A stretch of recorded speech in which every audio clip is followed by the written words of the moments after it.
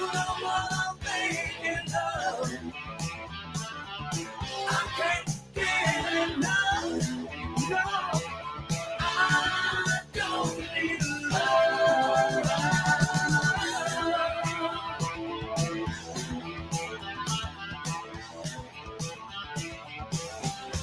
Good morning. Welcome into the Marc Cox Morning Show. I'm Kim St. filling in for Mark alongside Scott Jagow, Ethan Bright, Sue Thomas.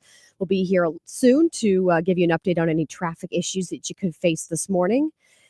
Gosh, it's crazy that the senators there on Capitol Hill, I guess they're doing a throwback to their college days and pulling an all-nighter because as we come on the air right now at 5:07, they are still in session as part of this vote-a-rama.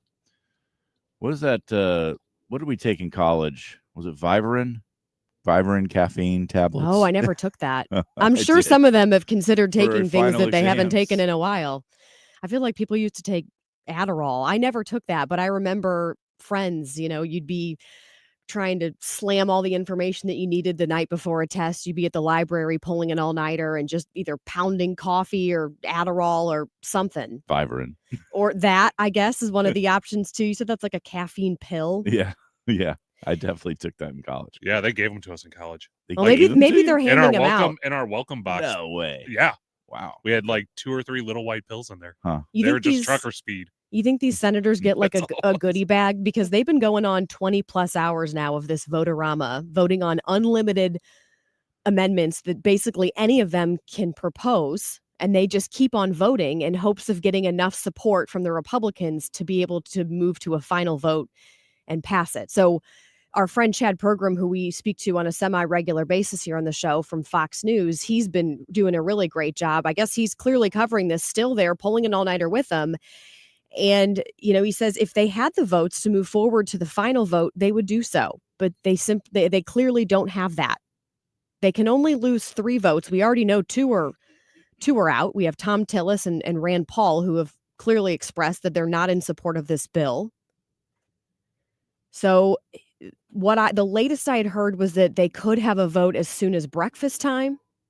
I guess breakfast time is a little bit subjective.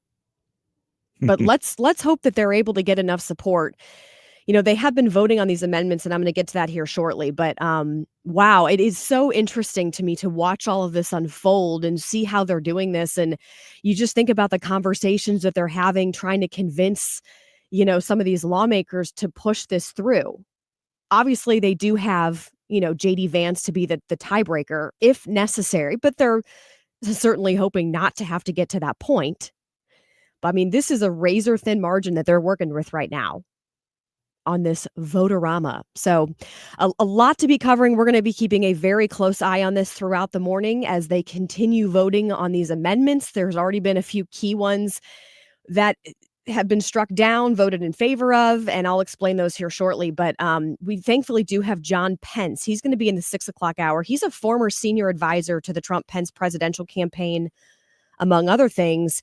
And I want to talk to him about this big, beautiful bill. Some of these changes that either the parliamentarian had made or these amendments while you were sleeping that were voted on. What does this mean moving forward? What does this mean for some of the members of the House who may now have concerns? Yeah, who that's didn't the have issue concerns right now before. And then if it doesn't get past the Senate, it doesn't matter. But the House is sitting there waiting, watching this whole thing. And that's going to be the second part if it does get through the Senate. Right. And then on a local level, we had Governor Kehoe yesterday. He vetoed quite a few things that were in the state budget. I mean, millions and millions of dollars. So we have former Missouri Senator John Lamping at about 6:37 or so. And then, of course, it's 2A Tuesday. We have Mark Walters joining us at about 7:37. So plenty to talk about this morning. Let's get to our short list. The Marc Cox short list. The Trump administration steps up ICE raids and mass deportations. One tech developer is pushing back with an app designed to track ICE activity in real time. It's called ICE Block, and it's controversial to say the least. Oh, CNN is taking some heat over this report they did where they went out and they talked to the developer of an app. They did an entire story on this app that allows people to track ICE agents' activity in real time. Anyone see any problems with that? You think that can't be right, that one district court, whether it's in You know, in the Trump years, people used to go to the Northern District of California. And in the Biden years, they go to Texas. And it just can't be right that one district judge can stop a nationwide policy in its tracks and leave it stopped for the years that it takes to go through normal process. Here's a fun little throwback Thursday. I'm going to say throwback Thursday. It's a throwback Tuesday for you. That was Supreme Court Justice Elena Kagan 3 years ago when Biden was president.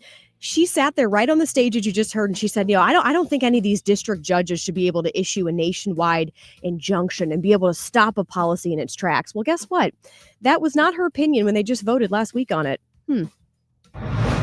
They looked at children who had received the hepatitis vaccine within the first 30 days of life and compared those children to children who had received the vaccine later or not at all. And they found an 135% elevated risk of autism among the vaccinated children.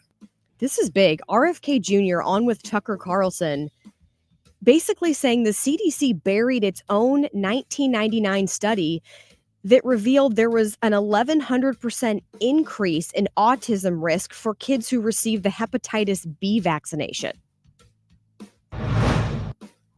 Ensures that able-bodied Americans who can work 20 hours a week are actually doing so, and that will therefore strengthen and protect those benefits for Americans who need it, as well as cutting out the waste, fraud, and abuse, as well as getting 1.4 million illegal aliens off of the program. Thank you, Caroline Levitt, talking about how this bill really does what it's supposed to do with Medicaid, and that's help the people it was initially intended to help. It's not supposed to be a freebie, which it really has become in many ways. It's not supposed to encourage people to sit on their butts and be lazy and just eat a bag of Cheetos and just expect the government to hand out money to them. And sadly, that has become the case. Not for everybody. Plenty of people use it the way it should be used, which is for the disabled or for the poor. I mean, it's clearly necessary. I will be the first to say this is something I would support having, but we've abused it. And that's part of the problem. We have all these government programs that I think many of us, even conservatives, would say, yeah, it's necessary. But we always tend to swing the pendulum too far to the other side, and then it gets abused. And what just absolutely dumbfounds me is that as part of this vote-a-rama, there was an amendment proposed that related to illegal aliens having access to Medicaid. And guess what?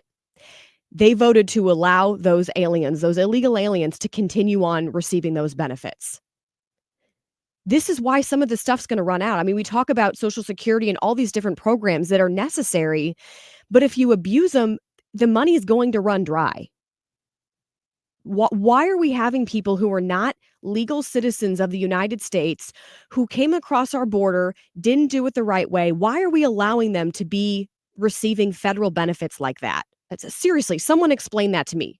Any of you who are listening who disagree with me, please write in. We're live on Facebook, YouTube, Rumble, X, all the places. I would really like to know that, because that I cannot understand why any Democrat, for that matter, especially conservative, but any even liberal would say that that's okay.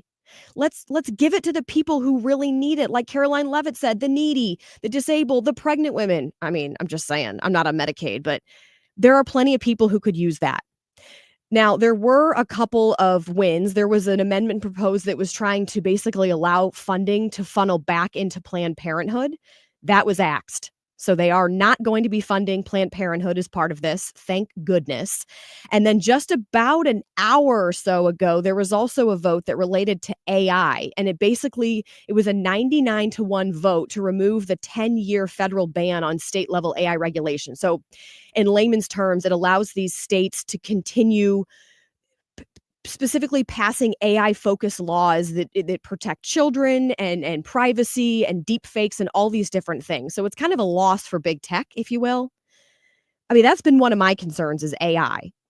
I think AI is great in many ways, but we have to have some sort of regulation with it. You know, we got to rein it in.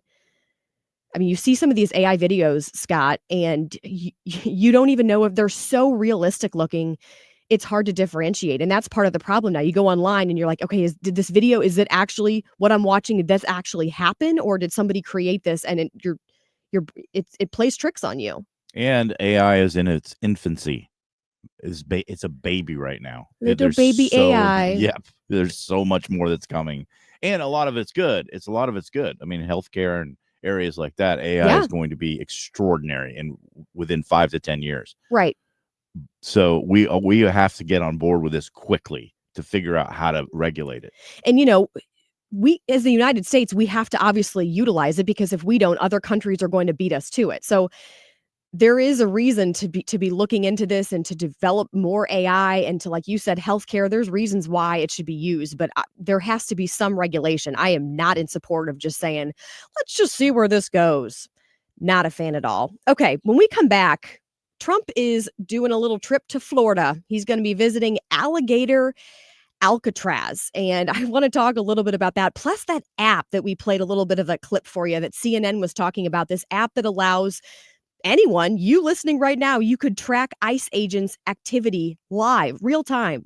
That is a huge problem. Security issues.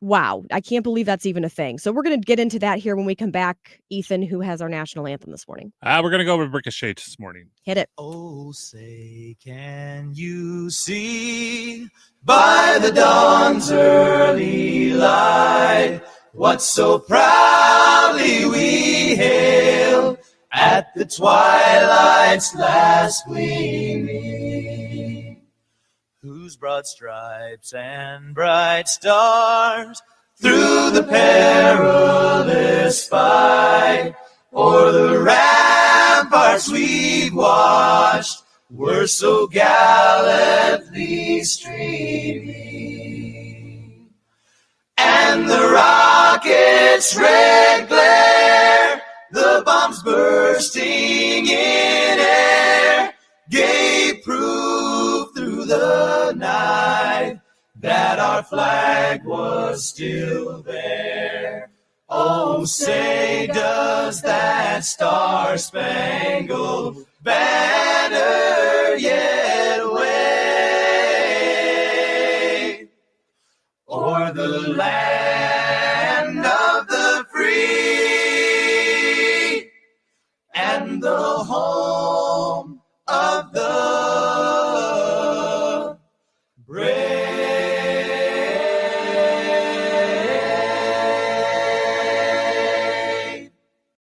Traffic from the 97.1 FM Talk Traffic Center.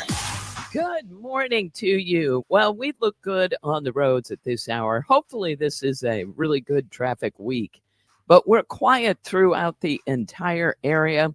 Off to a nice start, and that's the Missouri side and the Illinois side.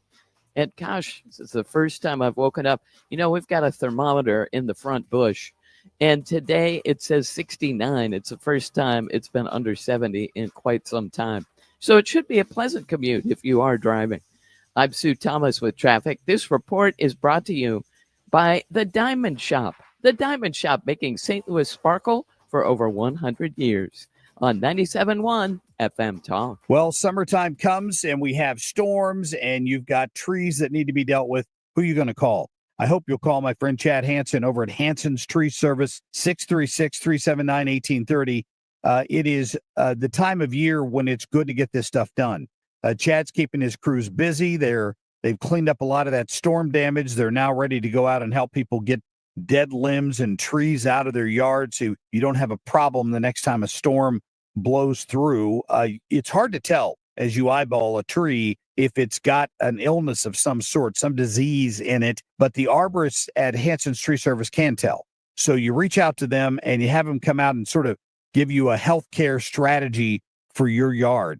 That is 379-1830 is the phone number. You can order the mulch and the compost directly from their website and have it delivered to your driveway. Just go online right now. When you call them, tell them Marc Cox sent you. It's hansonstree.com. Marie, is that you? Oh, hi, Barb. How you doing? Better now. Did you know we had a little health scare with Jeff? Oh, no. What happened? Well, he had been short of breath and was really tired a lot of the time. He just thought he was getting old and was out of shape, but it turns out it was heart valve disease. How did you figure it out? He finally went to the doctor, and she was able to listen to his heart and detected the problem. I didn't realize it, but heart valve disease is more common than you'd think. They were able to replace the valve, and he's feeling so much better now. Oh, I'm so glad to hear that. More than 5 million Americans are diagnosed with heart valve disease every year, but most people know nothing about the condition, and it can be deadly if untreated. That's why it's important to listen to your heart and ask your doctor if your symptoms may be due to heart valve disease or if you're at high risk. A message brought to you by Heart Valve Voice US. For more information about the symptoms and treatments for valve disease, go to heartvalvevoice-us.org. He's bringing the heat. You're listening to the Marc Cox Morning Show.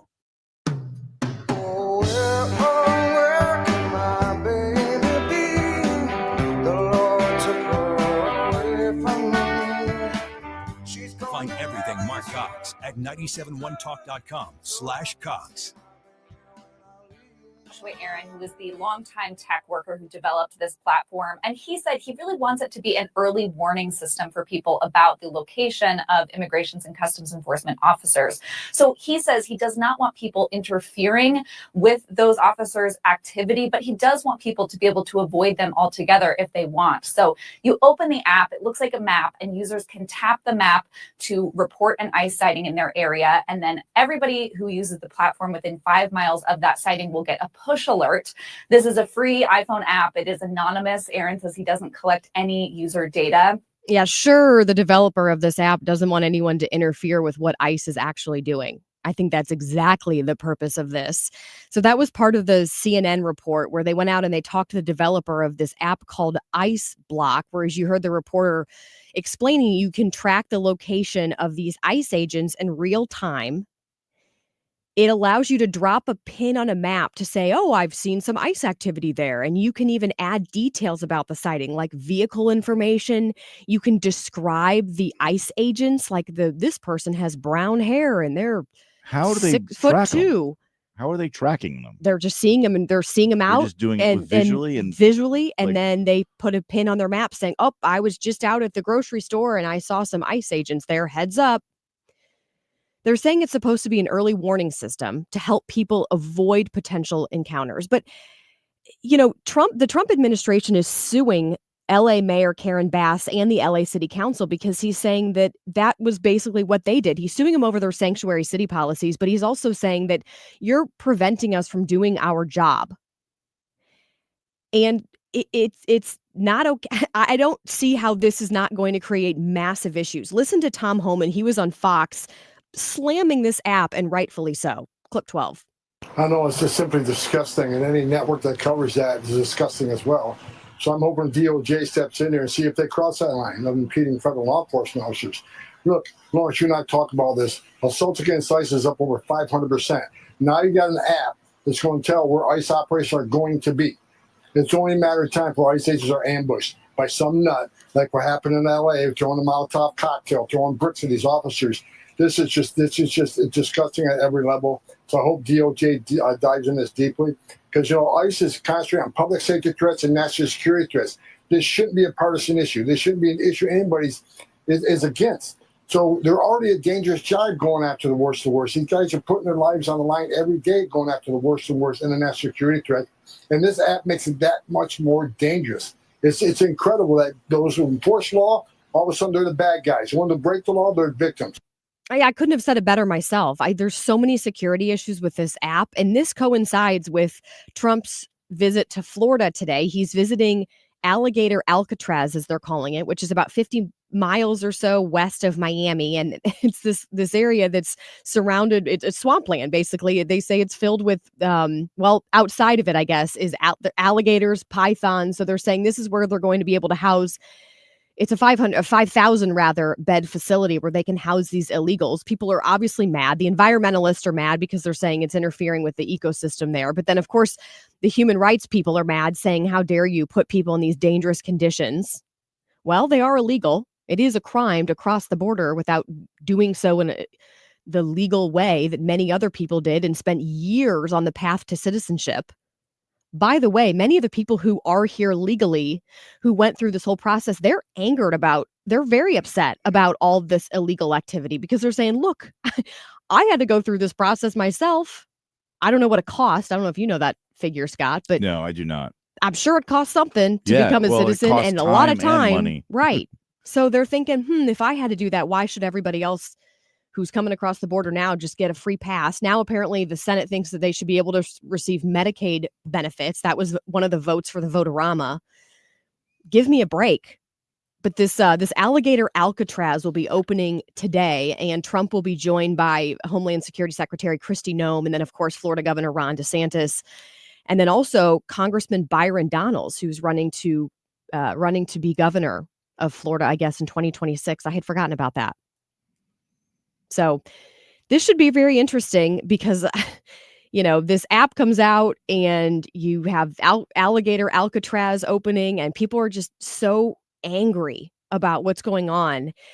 And, to Tom Homan's point, this is really problematic. I mean, we've been talking about what happened in Idaho, where the maniac basically lured these firefighters up onto Canfield Mountain and then ambushed them, killed 2 of them, severely injured another firefighter.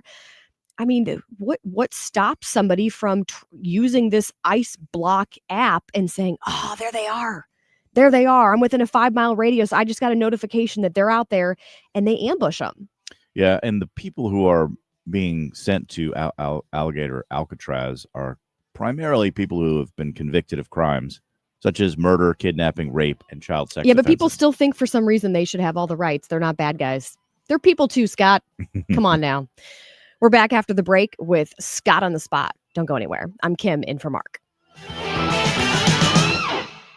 97.1 FM Talk is proud to support the first ever Brendan Donovan charity clay shoot happening Thursday, August 7th at Strathelman Farms Club in Weldon Spring. Join Cardinals standout Brendan Donovan, teammates, and local celebs for a day of clay shooting and community, all to benefit Team Red, White, and Blue and their mission to support veterans' health and wellness. Don't wait. Sponsorships and shooter spots are going fast. Visit teamrwb.org/Donovan now to sign up. Show your support and make a difference for those who've served. 97.1 FM Talk, backing our veterans every step of the way.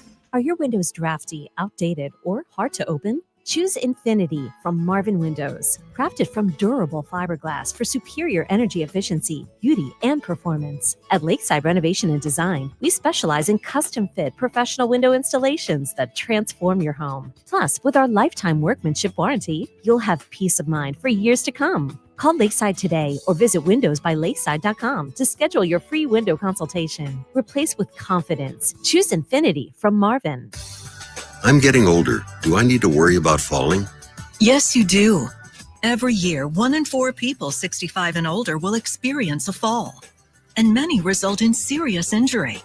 The majority of falls happen at home, so take a look around. Replace bulbs and add lighting to help you see obstacles. Remove things that can make you trip. Fix uneven steps and floors, and install handrails in bathrooms and on stairs. Consider balance or strength training exercises, which can help with agility. Get your eyes and hearing checked regularly. Changes in your hearing can affect your balance. To learn more, please talk to your doctor about steps you can take to help prevent a fall. You can also visit aarpfoundation.org or MedicareMadeClear.com/falls. This message was brought to you by United Healthcare and AARP Foundation.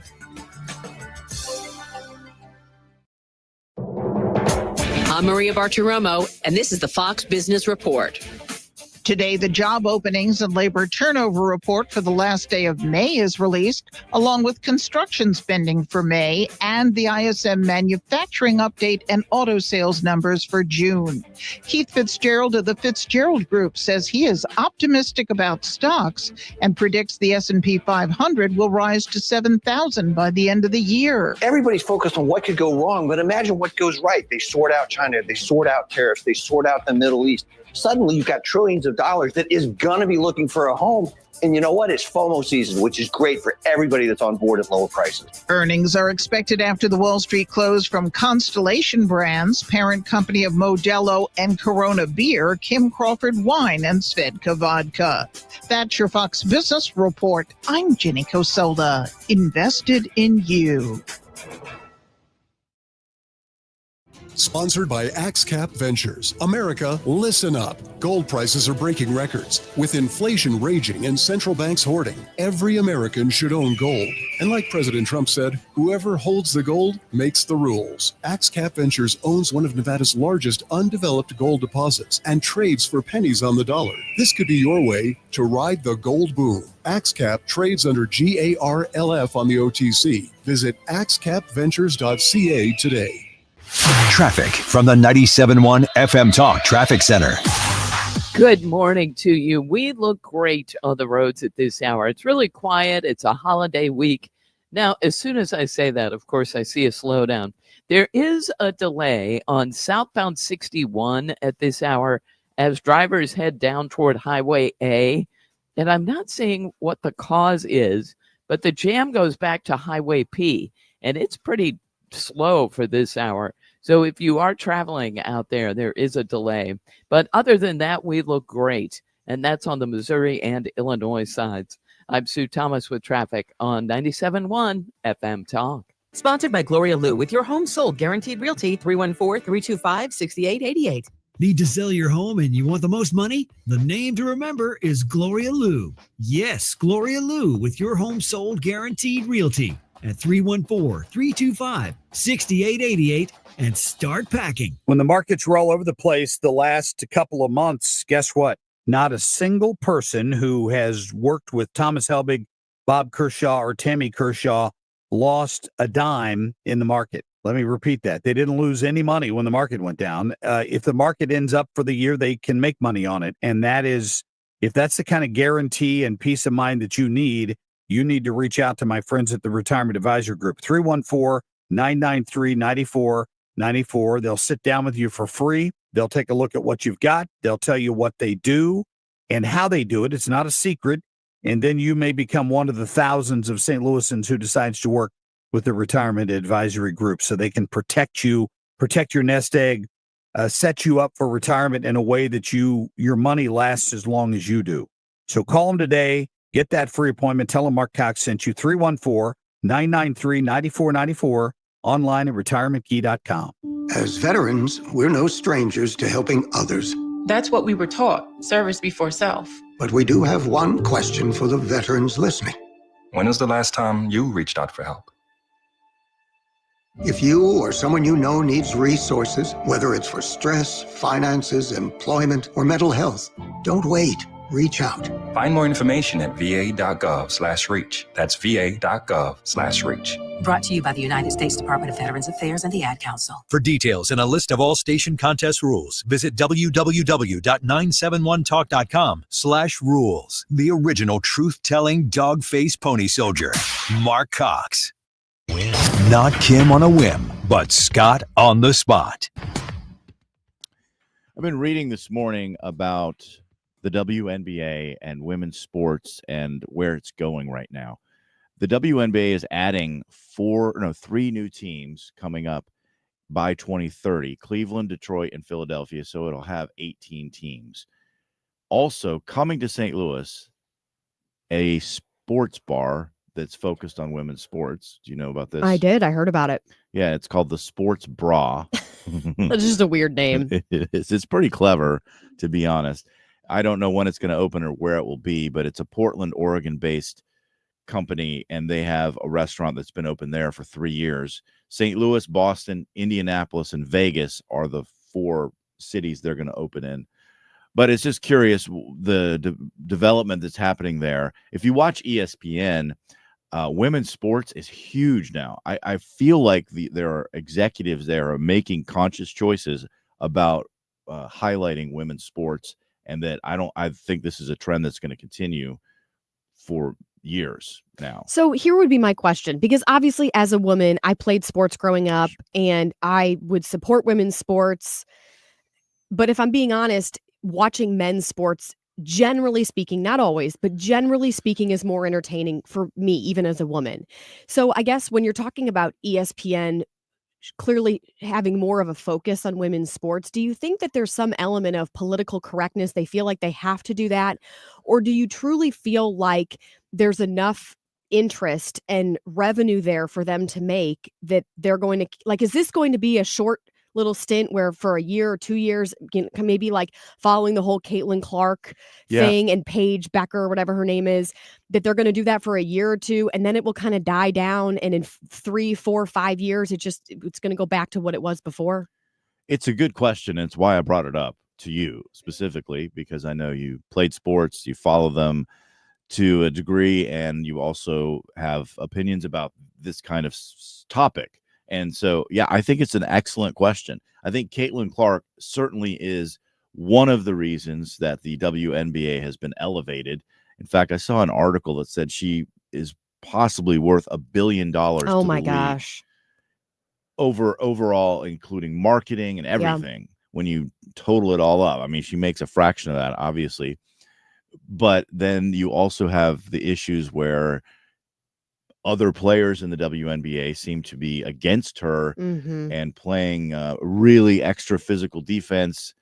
She got punched in the face a few weeks ago. She had a groin injury, I know, and was sitting out. She couldn't even, when they were playing in Dallas, I think it was in Dallas, she couldn't even play. And that was a huge matchup because you had Paige versus Caitlin Clark. In fact, I read somewhere that was the highest selling WNBA game in the history there in Dallas specifically, probably because of those two people. Sure. I'm not saying there aren't other players that drew some of the crowd, but no doubt, like you said, Caitlin has absolutely changed things. I never really had an interest in the WNBA. And in fact, when Caitlin Clark started becoming a big deal, I'll admit I'm one of those people where it's like, if everyone's focusing on this person, then I want to do the opposite. Like if everyone goes left, I want to go right. So at first I'm thinking I don't really care whatever, who's Caitlin Clark. And then once I watched her, I totally understood why people were attracted to watching her play. Yeah, because she's really good. Fantastic. And she's riveting. Mm-hmm. She reminds me, I think the male equivalent is probably Steph Curry in the NBA, because he can shoot the ball from anywhere on the court and make it. And she's the same way. And she's the kind of player that only comes around once in a generation, maybe twice. You go back, you look at a Michael Jordan and his value to the NBA and sports in general. There aren't many of them. LeBron James is the one that has done it for the last 20 plus years. And the NBA's ratings are down significantly because he's at the end of his career and there aren't enough stars to fill, the eyeballs. That's why people tune in. Tiger Woods in golf. The reason people tuned into golf for, the ratings were the highest ever was because of Tiger Woods. Yeah. He's not playing anymore at that level. So golf has, tailed off to some extent. There aren't superstars like him. Scotty Scheffler's the best golfer in the world, but he's not the kind of person that's going to drag non-golfer, golfer viewers into watching golf. Well, and I think there's something to be said for someone who is really good at their sport, like a Caitlin Clark, like a Tiger Woods, but there's also some element of they're entertaining to watch. Because I think Caitlin, I would argue, she's not only obviously very, very talented, but she's kind of an entertainer. When she sinks those threes, she riles up the crowd and they eat it up. So it's fun. It's really fun to watch her succeed because she's clearly so excited about it and she makes a big deal out of it and she's kind of pumping the crowd up and it's engaging. It is, but I go back to the other players in the WNBA, and one of the coaches just said, the other players aren't attacking Caitlin Clark, and I just disagree with it. That's not true at all. I almost think they're doing it partially out of jealousy, partially out of some sort of marketing to promote the WNBA. Hey, this is a fun league, because as you pointed out, watching women's basketball is not the same as watching men's basketball. It's not as fast. They don't get as many shots. I hate to say it, but it's just a fact. It is. That's all I'm saying. And then, so there's that aspect of it. It generates clicks. People are paying attention because, she got punched in the face, cat fight, something like that. Turning into the WWE over here. Yeah, I know. I just think it's an interesting topic because as I watch ESPN, and I'm specifically pointing to them because they are the ones that really jumped all over this. Some mornings they make that the top story, whatever women's sport is going on. They make it the top story. They promote it a lot. They have more women anchors now. Clearly, that's good thing in sports, because I think for a long time, too many networks did not have enough. And they were always just, I'll use the term eye candy. Now there are women who are really knowledgeable about all sports, and that's a great thing to have. It's weird. I kind of get stuck in this feeling of, I think it's a good thing too. I just get frustrated when I feel like they're doing it because they're trying to be politically correct. I totally that's my agree. gripe with this is, if you're going to do it, I want you to hire the person because they were truly the best candidate, not because the person is a woman and it checks the box of, well, we support women and we have more play-by-play analysts, than anybody else who were female. It's like, who cares? I mean, I just want somebody who, just like when I watch a game and I want to watch players like Caitlin Clark who are entertaining, I want to listen to somebody doing play-by-play who adds color. I want them to make me feel like I'm understanding exactly what's going on in the game and excite. Like, I mean, nothing beats when you're, like, for example, watching the Cardinals game. Let's go back to Game 6 of the World Series. David Freese, right? That was Game 6, right?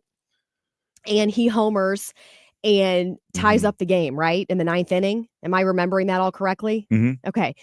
And you go back and it's not only exciting because you realize you're watching what David Freese just did and you know what it means for the Cardinals, but listening to the play-by-play is it's equally as exciting because they're so pumped about it too. Like, I have chills talking about it, and I'm not even some massive baseball fan, but it was fun to watch and fun to listen to because it was really entertaining from both aspects.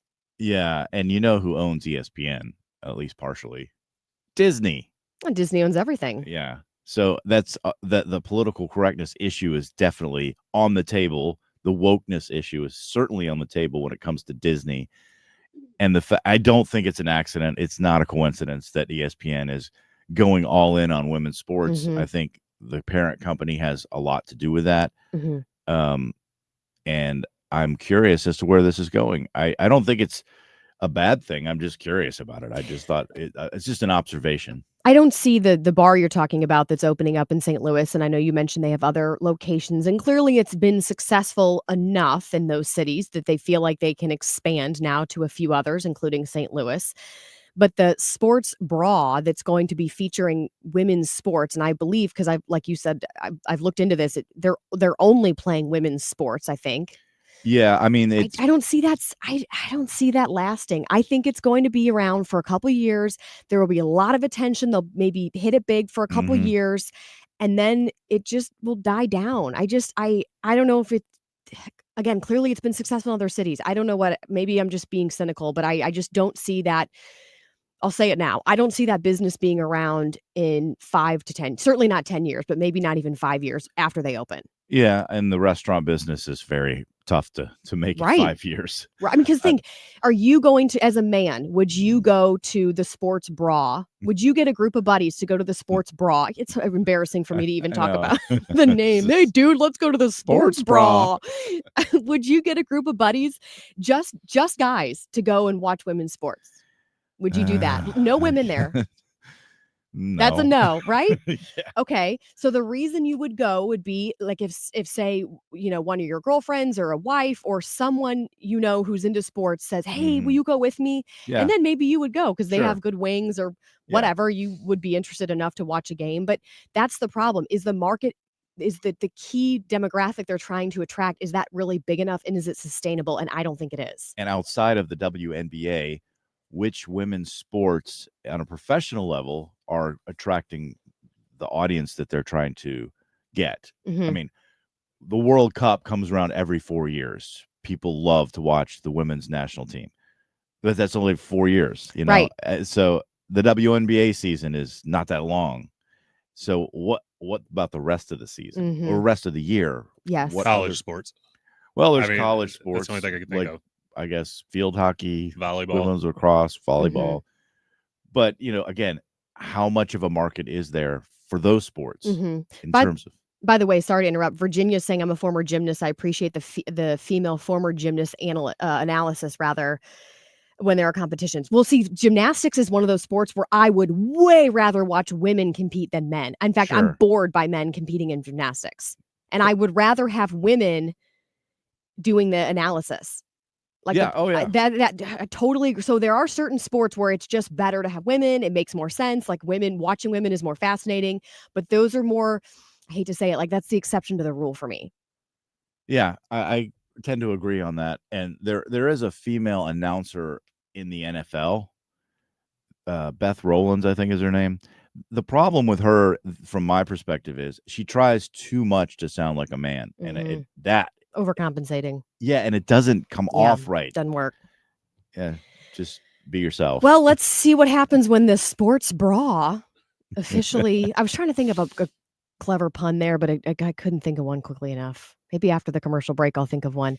Fastens up. No, that doesn't even make sense. Womp womp. I'll just stop trying. All right. But I'm glad you brought up sports, because I don't know if you've been following the whole issue with NIL. And remember, there was that House settlement where these schools are going to get some $20 million each to divvy out to different student athletes. And there's some big changes that actually take effect today. And I want to dive into that here in just a few minutes. I'm Kim St. Ange in for Mark. Traffic from the 97.1 FM Talk Traffic Center. Good morning to you. Yeah, we look good on the roads at this hour, and we probably will today. Well, at least that's my hope. We look fine on northbound 55 at this hour. We look good on the Missouri and Illinois side. I just expect light volume this week, and that's exactly what we have at this hour. Now, earlier I was talking about some slow-moving traffic. Southbound 61 headed for Highway A. That has been cleared, and things are moving well through there now. This report brought to you by the U.S. Air Force Band of Mid-America 4th of July concerts. I'm Sue Thomas with traffic on 97.1 FM Talk. Celebrate Independence Day with a free concert by the U.S. Air Force Band of Mid-America. July 2nd, 7 p.m. at Logan University in Chesterfield, showcasing patriotic music and more. Get free tickets at afbandtix.org. That's afbandtix.org. Viking, committed to exploring the world in comfort, offering small ship experiences with a shore excursion included in every port and programs designed for cultural enrichment. Discover more at Viking.com. That's Viking.com. The Cards, the Pirates. St. Ben Cancer Center game time 5:40. Play ball. St. Ben Cancer Center, national leader in cancer. The home of the Cardinals.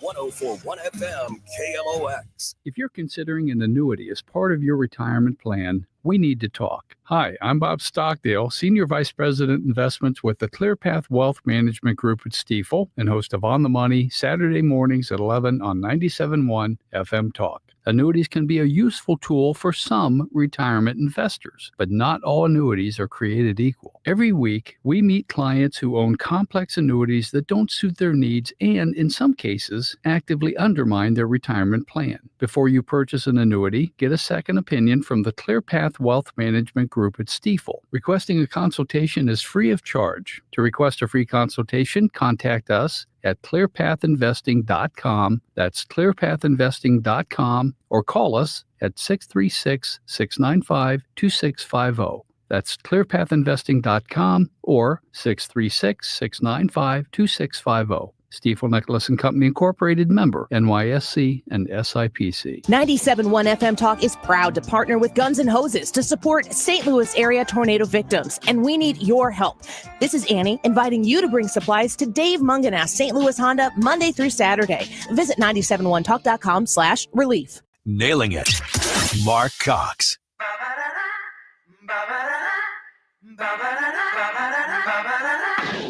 The Marc Cox Morning Show, on the air and streaming at 971talk.com. Starting today, there's some big changes for NIL, which is, of course, name, image, and likeness, where a lot of these college athletes can make, well, quite a bit of money. I don't know what the average successful college athlete can make, but as of, I believe it was, and correct me if I'm wrong, Scott, I believe it was 2021.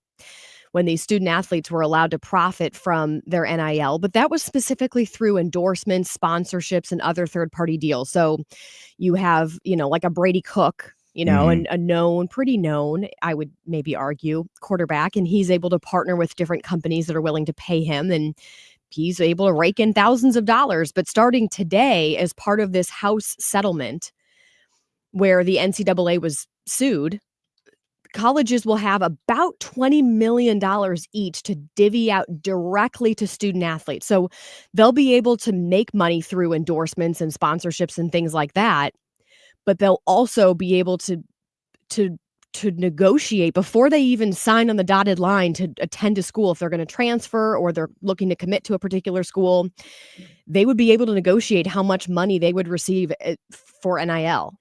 It is a far cry from where we were 10 years ago, 20 years ago. It's unbelievable. College sports has totally changed.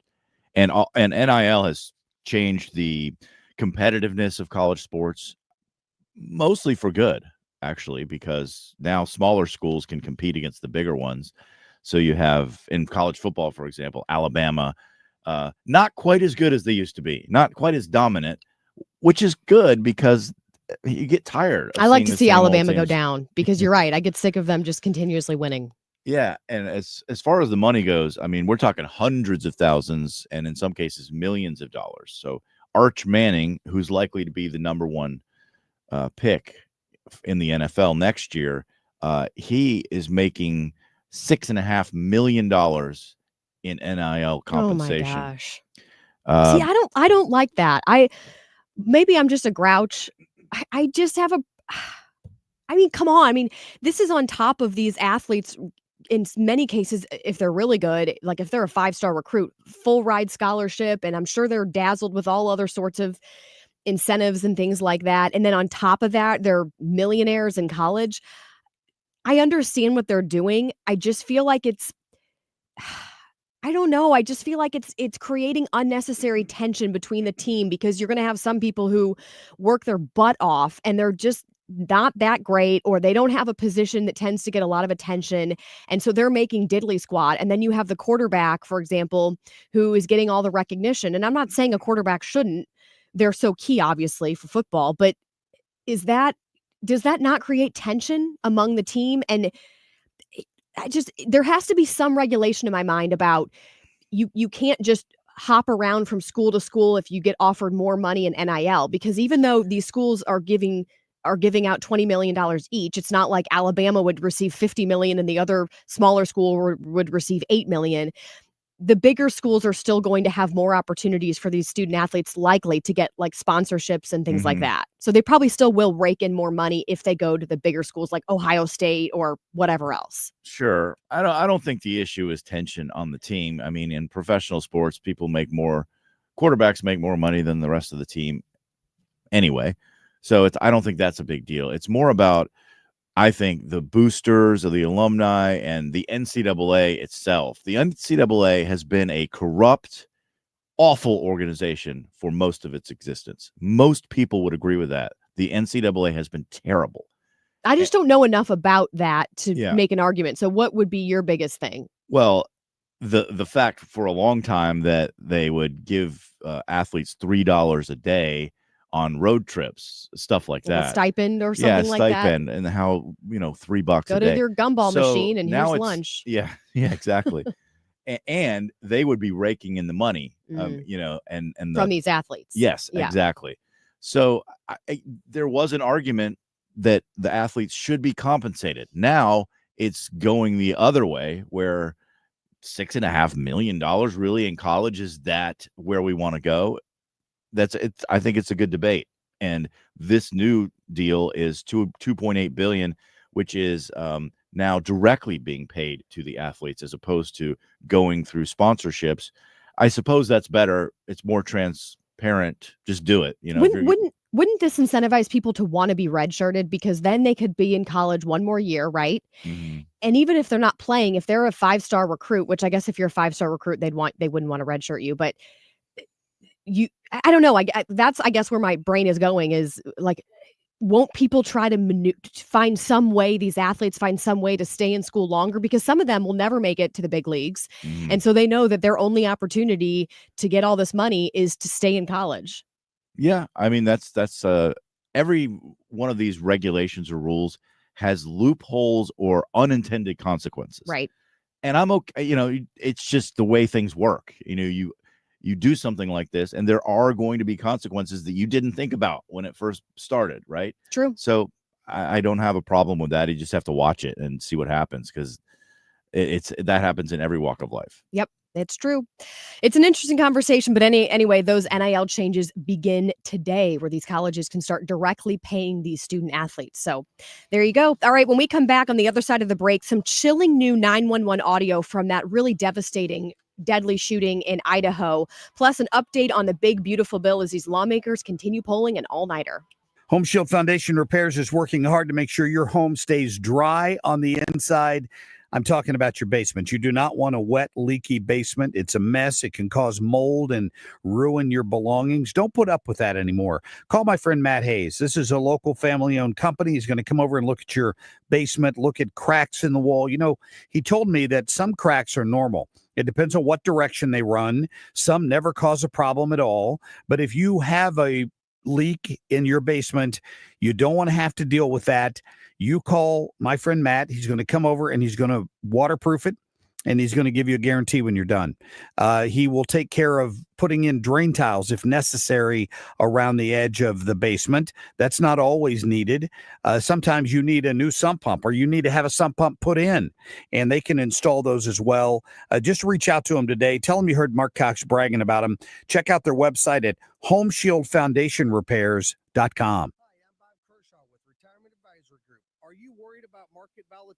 Are you concerned your money won't last you through retirement? Hi, I'm Tammy Kershaw, and as a family-owned business, we are committed to protecting your retirement, whether you're nearing retirement or already retired. We have a lot of folks that aren't aware of all the new investment choices that are available, which give you growth and protection from losses at the same time. Are you aware of all the fees that you are currently paying? We can show you how to avoid those fees. So come in now for your free retirement review and get a second opinion on your retirement plan. And just for coming in, you'll get a copy of our latest edition book, Your Key to a Worry-Free Retirement. Let us show you how to retire with confidence. We are proud to say we haven't lost a penny of our clients' money in 39 years, and we won't lose a penny of yours either. Let our family help your family. Call us now at 314-993-9494 or go online to retirementkey.com. That's retirementkey.com. At St. Jude Children's Research Hospital, we're fighting against childhood cancer every day. At the heart of this battle are our donors. Most of us want to make some type of difference in the lives of others. St. Jude does miraculous work. The fact that no one has to pay, it's a place where everyone is treated as an equal. Everybody is welcome here. And it doesn't matter your religion or what part of the world you're from, all that is taken away. It just gives you some hope. It's just a nice feeling to put your energy into something that really does genuinely make a difference in a child's life. There's just no greater gift. If we have the ability to help, then we have a responsibility to help. Finding cures, saving children. St. Jude Children's Research Hospital. Find out how you can help at stjude.org. KFTK FM Florissant from the Kaufman Townsley St. Louis's Injury Lawyers Studio. Call 314-500-5000. That's 314-500-5000. All on the free Odyssey app. All day and all of the night. I'm Chris Foster. Fox News debate and votes on amendments to the Republicans' so-called One Big Beautiful Tax and Spending Bill continue as a vote-a-rama started yesterday morning rolls on. One amendment removes a block on state and local governments from enforcing their own artificial intelligence regulations for 10 years. They voted twice against a plan to bar illegal immigrants from receiving Medicaid. That was a provision that was stricken from the bill by the Senate parliamentarian, the referee in these matters here. And also the Senate has voted 99-1 to take out a provision imposing an AI moratorium by the states and local governments for the next decade. That was taken out. That's something that was not in the original House bill, and that's something that will satisfy the House of Representatives. Fox's chat program at the Capitol, President Trump suggests taking a look at federal subsidies to Elon Musk's companies after Musk calls the One Big Beautiful Bill utterly insane.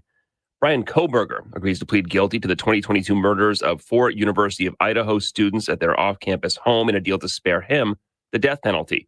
The family of at least one victim, Kaylee Calvez, wants him dead. In a letter to the victims' families, the prosecutor explained, quote, "We cannot fathom the toll that this case has taken on your family. This resolution is our sincere attempt to seek justice for your family.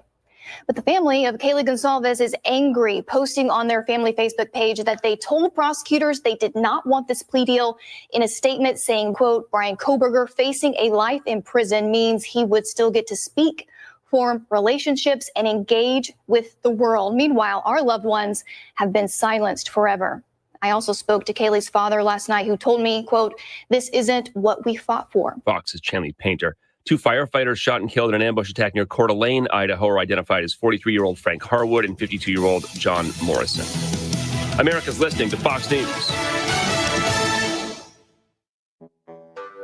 When you're hiring, have you ever felt like you're missing out on meeting truly great candidates for your roles? It seems impossible to find them, but they have to be out there somewhere, right? Well, they're not hard to find when you know where to go, and that place is ZipRecruiter. And right now, you can try ZipRecruiter for free at ZipRecruiter.com/free. ZipRecruiter helps 10 million people with their job search every day. And because these people are actively looking for jobs just like yours, it's easy to find the right person right away. In fact, 4 out of 5 employers who post on ZipRecruiter get a quality candidate within the first day. But if you're not using ZipRecruiter, you're missing out. So see what it's like when the impossible is easy. When you go to ZipRecruiter.com/free right now to try ZipRecruiter for free. Once again, that's ZipRecruiter.com/free. ZipRecruiter.com/free. Never miss out on great candidates with ZipRecruiter. Good morning. It is 6:03 at 97.1 FM Talk. I'm Scott Jagow. Humid, sunny today. Temperatures near 90. We'll have the forecast with Dave Murray coming up. It is 71 right now. Today is the election to replace Mayor Kara Spencer's former seat as downtown alderwoman. The 5-way race could serve as a key vote on legislation such as how to spend the Rams settlement money. 5 candidates: Shedrick Kelly, Jamie Cox Antwi, Jim Dallas, Alicia Hoyt, and Cam McCarty. Could there be a strike at Boeing's St. Louis plants? Negotiations continue after 99% of Machinist members voted to authorize a strike if talks with the company go south. Boeing says it wants to recognize the contributions of its employees. The union says workers deserve respect, dignity, and a strong agreement. The St. Louis County Animal Shelter says it has passed a state inspection after failing 3 others since February. The public health director sent out a release saying they're excited to have the license with the state and ready to move forward. Meanwhile, though, the county council is planning another hearing on issues that have plagued the shelter. A judgment against St. Louis public schools forces them to pay out millions. In 2022, 13 teachers sued after they were suspended or fired for not complying with COVID vaccine mandates. Now, a jury has sided with those employees, and the district is ordered to pay out $4 million. It is 6:04, 97.1 FM Talk. In sports, a stinker for the Cards in Pittsburgh. They did not score and lose 7-0 to the Pirates. Starter Eric Fetty gave up all 7 runs in 5 innings on 10 hits. The Cards only managed 4. Game 2 tonight in Pittsburgh, a 5:40 start. You, of course, can hear the game on our sister station, 104.1 FM. KMOX. Andre Palante is on the mound. But after the sweep of the Guardians over the weekend, the Cards moved up 4 spots in Bleacher Report's rankings of all major league teams. They went from 12 to 8, passing the Yankees. 10 teams make the playoffs, by the way. Ed Mickelson, the 3rd oldest living former major leaguer, has died. He was 98 years old. His brief career consisted of 18 games in the 50s, 5 for the Cardinals, 7 for the Browns. He also played for the Cubs. Trivia, he drove in the final run in St. Louis Browns history in September of 1953. It is 6:05, 97.1 FM Talk. Traffic from the 97.1 FM Talk Traffic Center. Oh, that's cool. Well, on the roads, we are in good shape this morning. If you're just headed out, you are one of the few. It is quiet through North County. It really does look good throughout the entire area this morning. Now, there's plenty of road work scheduled. And on 170, starting at 9 this morning, they'll close 1 north and southbound lane between Scudder and Airport Road. That will be until 3 this afternoon. And also 9 a.m. to 3 on 170. They'll have 1 northbound lane closed between the 70 interchange and Scudder Hanley. It shouldn't really cause a problem. It's in the midday hours. And things are fine right now on the Illinois side as well. I'm Sue Thomas with traffic on 97.1 FM Talk. This report is sponsored by McKelvey Homes. Hi, I'm Jim Brennan at McKelvey Homes. Have you always wished for a brand new home in an established neighborhood? Select one of our move-in ready custom homes throughout St. Louis, or we will build on your lot. Visit McKelveyhomes.com and move up to McKelvey. Air Comfort Service, heating, cooling, and insulation. Weather. Chief Meteorologist Dave Murray. The first day of July is spectacular weather-wise. Lots of sunshine, less humid. It's a comfortable day from start to finish.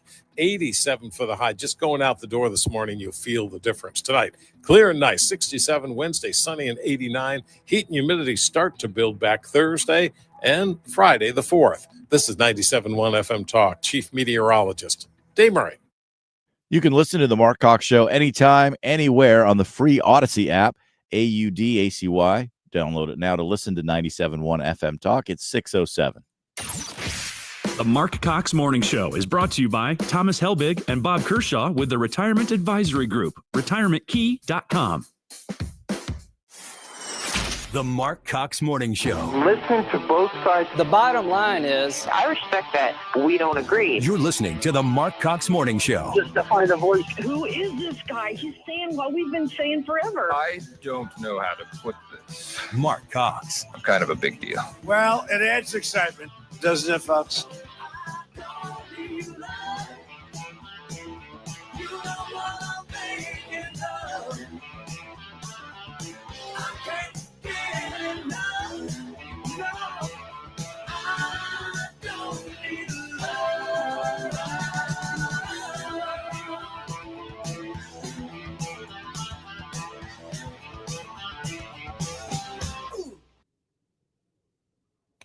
Well, I just had the Democratic Senator Chris Van Hollen from Maryland live on the Senate floor speaking, but it looks like here within the last 30 or so seconds, he stopped speaking.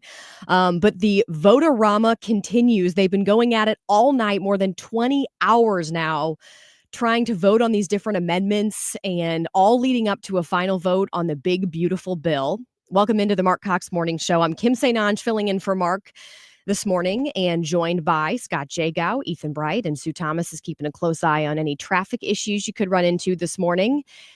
Yeah, these senators have really been, voting on some key things, as it relates to some of these illegal aliens getting Medicaid, which sadly they voted that they somehow should be receiving Medicaid benefits, which absolutely blows my mind. Another amendment that was voted on related to funding for Planned Parenthood. The Democrats wanted to try to slip that in there, and thank goodness that was shot down. So as part of the big, beautiful bill, Planned Parenthood will not be receiving funding. But this has been contentious, and we have just learned that J.D. Vance has arrived on Capitol Hill in case he would need to be the tiebreaker. Fox News is now reporting that they are short on votes, and perhaps that's why they have not gone to a final vote. Keep in mind, they can only lose 3 Republicans, okay? This is a razor-thin margin.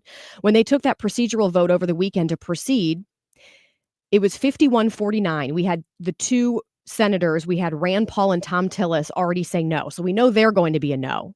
So it sounds like others, maybe because of these amendments that have been going on all night, maybe some of the other senators who were yes have said, yeah, I'm not on board anymore. So there's only one vote they can lose now? There's one more vote they can lose. Now, they do have J.D. Vance as a tiebreaker, but again, if Fox is saying that they're hearing, because Chad Pergram, who we talk to on a semi-regular basis here on the show, he's saying that they don't have the votes. So we're keeping a close eye on that. We'll be talking about that throughout the show. I do want to talk about this really chilling new 911 audio that was released as first responders were calling for help following the Idaho shooting, because we do have some new information about that shooting, but I want to play this for you. This is clip 2, Ethan. Someone, right now, there's an active shooter zone. They're shot. BC3's down. BC1's down. Everybody's shot up here. Law enforcement, code 3 now up here. 551, 10 or 14 up here. Stop. Get out of the way. 10 or 14. Answer push 551. Do not come up here. You can just hear how frantic he is. So they've identified the 20-year-old suspect, the guy who did this. I'm not even sure I really want to say his name, but they were saying he was living out of his vehicle, once aspired to be a firefighter, and only had a handful of minor contacts with police. Haven't been able to find a manifesto, but I do want to identify quickly here the people who were killed, the firefighters. So we have Battalion Chief Frank Harwood, 42 years old, been with the county fire department 17 years. He was married, 2 children. He was a veteran of the Army National Guard. We have the Coeur d'Alene Fire Department Battalion Chief John Morrison, 52 years old. He had been with the department for 28 years. And then you had the Coeur d'Alene Fire Department fire engineer, David Tisdale, I believe is how you would say his name, 47 years old. He's the one who's in critical condition, and he's already had 2 successful surgeries. At last check, he was in stable condition. So it sounds like at this point he should be okay, but really devastating. And we have because the guy's dead, he killed himself, they're saying, we have no clue what his motive was. Can't find a manifesto.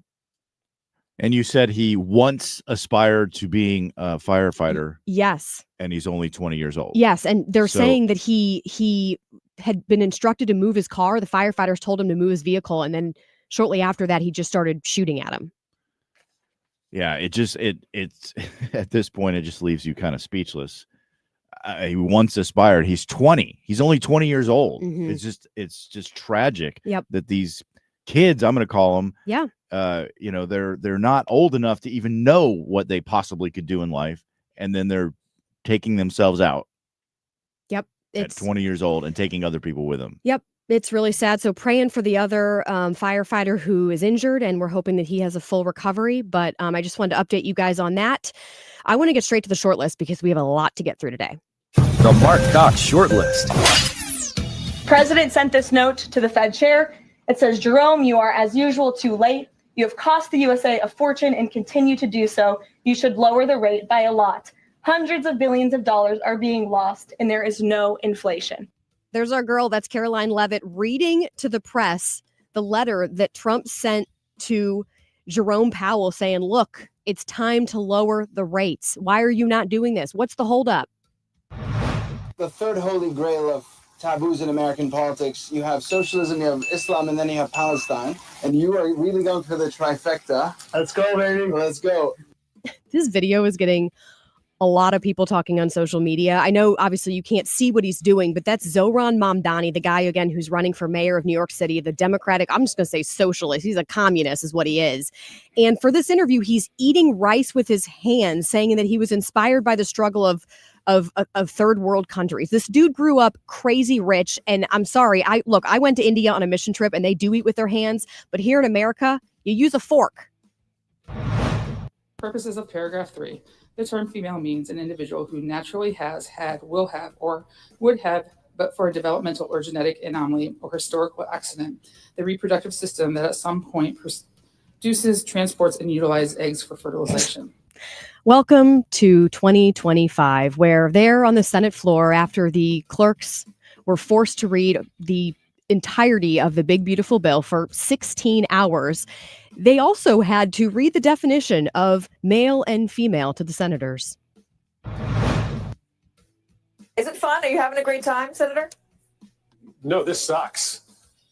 I mean, we're debating a bill that's going to cut health care for 16 million people. It's going to give a tax break to, massively wealthy people who don't need any more money. They're going to be kids who go hungry because of this bill. This is the biggest reduction in, nutrition benefits for kids in the history of the country. That right there, Senator Chris Murphy telling us MSNBC that the big, beautiful bill is the most immoral piece of legislation he's ever voted on. Well, I'd venture to guess that you've probably voted on some more immoral pieces of legislation, but, just my guess. Medicaid really is the biggest holdup for a lot of these lawmakers. It's not the only thing, but even Josh Hawley has had concerns about that. He was a yes vote, but he has expressed frustration with the way that this whole bill is structured as it relates to Medicaid. That was what Tom Tillis said was one of the biggest factors on why he voted no. It's a sacred cow. Medicaid, Medicare, Social Security. Those are the sacred cows. They're almost untouchable with voters, with people in Congress. It's just the way it's been for a long time. It's a handout is what it is. And it's needed in many cases. There are people who should and deserve to have that when they need it. The disabled, the poor, the I mean, Caroline Levitt even talked about the pregnant women. I mean, there's a need for it. I support that need for it. What I don't support, though, is when it's abused. And this amendment that they voted on while you were sleeping that allows these illegal aliens to be given Medicaid benefits. I mean, I cannot understand that, how anybody would vote for that. I don't care if you're a liberal. That's ridiculous to me. I'm sorry. You should be a citizen of the United States in order to receive those benefits, and they shouldn't be abused. And that's the problem with a lot of these programs is we abuse them and then you run out of money. I mean, there has to be some level of protection to make sure that there's enough money in the pot to, again, help the people it was intended to help. And that's what Caroline Levitt's point is. She's saying, look, we want Medicaid around. It's just that we want it around for the people who really, really need it. We're not trying to take the money away from everybody. We're just saying, hey, if you're able-bodied, you need to work. And I support that. That shouldn't be a hard concept to wrap your brain around.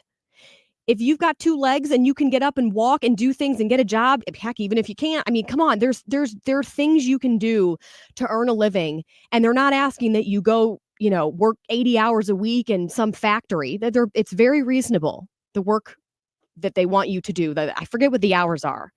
Was it like 80 hours a month or something like that? Very reasonable. If you're able-bodied, get your butt up and do some work. You can receive the benefits, but you're not just going to be given a handout. You don't just get to sit on the couch and watch some show and binge watch Netflix and be given government handouts. That is not what it was intended to do. All right, coming up here in just a few minutes at about 6:24 is when he can actually join us. We have John Pence on the show. He's many things, but among them is a former senior advisor to the Trump-Pence presidential campaign. And I want to pick his brain about this big, beautiful bill and some of these amendments that have happened overnight as part of this vote-a-rama. What does that mean moving forward, not only for the Senate vote that we're hearing could happen, a final vote by breakfast time, but also what does that mean for the House? Or some of these lawmakers who were a yes before, could they be a no? Is this whole bill dead? We're going to get into that here when we come back. I'm Kim St. Ange and for Mark. The Marc Cox Morning Show. On 97.1 FM Talk. Traffic from the 97.1 FM Talk Traffic Center. We look good on the roads this morning. There's a little bit of moderate volume on northbound 55 headed for Loughborough in the construction zone, but that's it. Other than that, we look good, at least on the interstates throughout the area. And that's on the Missouri and Illinois sides. So it's a so far so good situation. And we look great on the bridges downtown as well, if you happen to be headed in from Illinois. This report brought to you by Point with an E Pest Control. I'm Sue Thomas with traffic on 97.1 FM Talk. Point Pest Control is reminding you it's time to spray for mosquitoes. How can something that tiny interrupt your outside gatherings? Have Point Pest Control spray today so your next outside gathering is mosquito-free. 636-798-0023. Mention Annie to save an additional 10%. PointPestControl.com. Well, Golden Oak Lending has done it again. They've lowered their rates to 4.875% fixed. Now, that is a 15-year fixed FHA loan, but you need to call them because other lenders talk about high interest rates and they're dropping rates at Golden Oak Lending. They can get it done for you in as little as 14 days. And here's who they're talking to. Let's say you've got 2, 3, 4 credit cards. Some of them are maxed out. You're barely making the minimum payment on that. How much money are you sending out the door each month to credit card companies? If you own a home, you have equity that you're sitting on. You can use that equity, pay off the high interest credit card debt. And most cash out customers with Golden Oak Lending on average save $1,100 every month. Call 314-567-GOLD. That's a 5.81 APR, a 15-year FHA with 20% equity and qualified credit. NMLS number 114937. Hey, listen to this. All I needed was a new starter.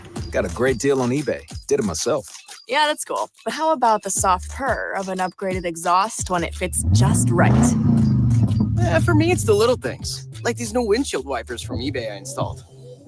From small fixes to big upgrades, eBay has all the parts you need at prices you'll love, guaranteed to fit every time.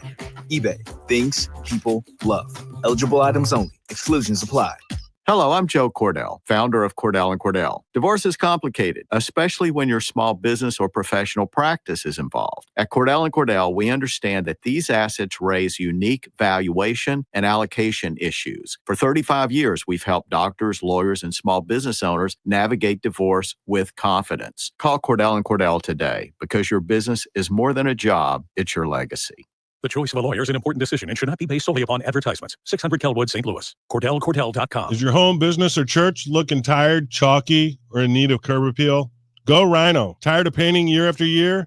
Go Rhino. Our unique 3M ceramic technology is perfect for brick, stucco, aluminum, steel, color lock masonite, and more. It's backed by our 25-year transferable warranty to not chip, crack, or peel. Great if you're staying, and even better if you're selling. Our ceramic coating allows you to maintain all of your architectural features. The decision to do vinyl will leave your home looking like a plastic moldy box. With Rhino Shield, in 15 years, your home will still have that, wow, it looks like you just got it painted. We've done large condo complexes, parking garages, pole barns, and commercial strip malls. We coat sloped and flat roofs to extend their lives too. Evaluations are free. 877-25-RHINO or 877-25rhino.com. See what we did there? Genius. Tell them, ladies. Don't paint, don't Rhino, go Rhino Shield. Never paint your house again. Rhino Shield.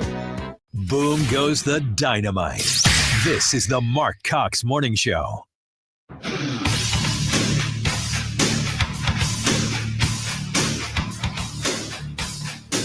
Follow the show on Facebook, facebook.com/The Marc Cox Show.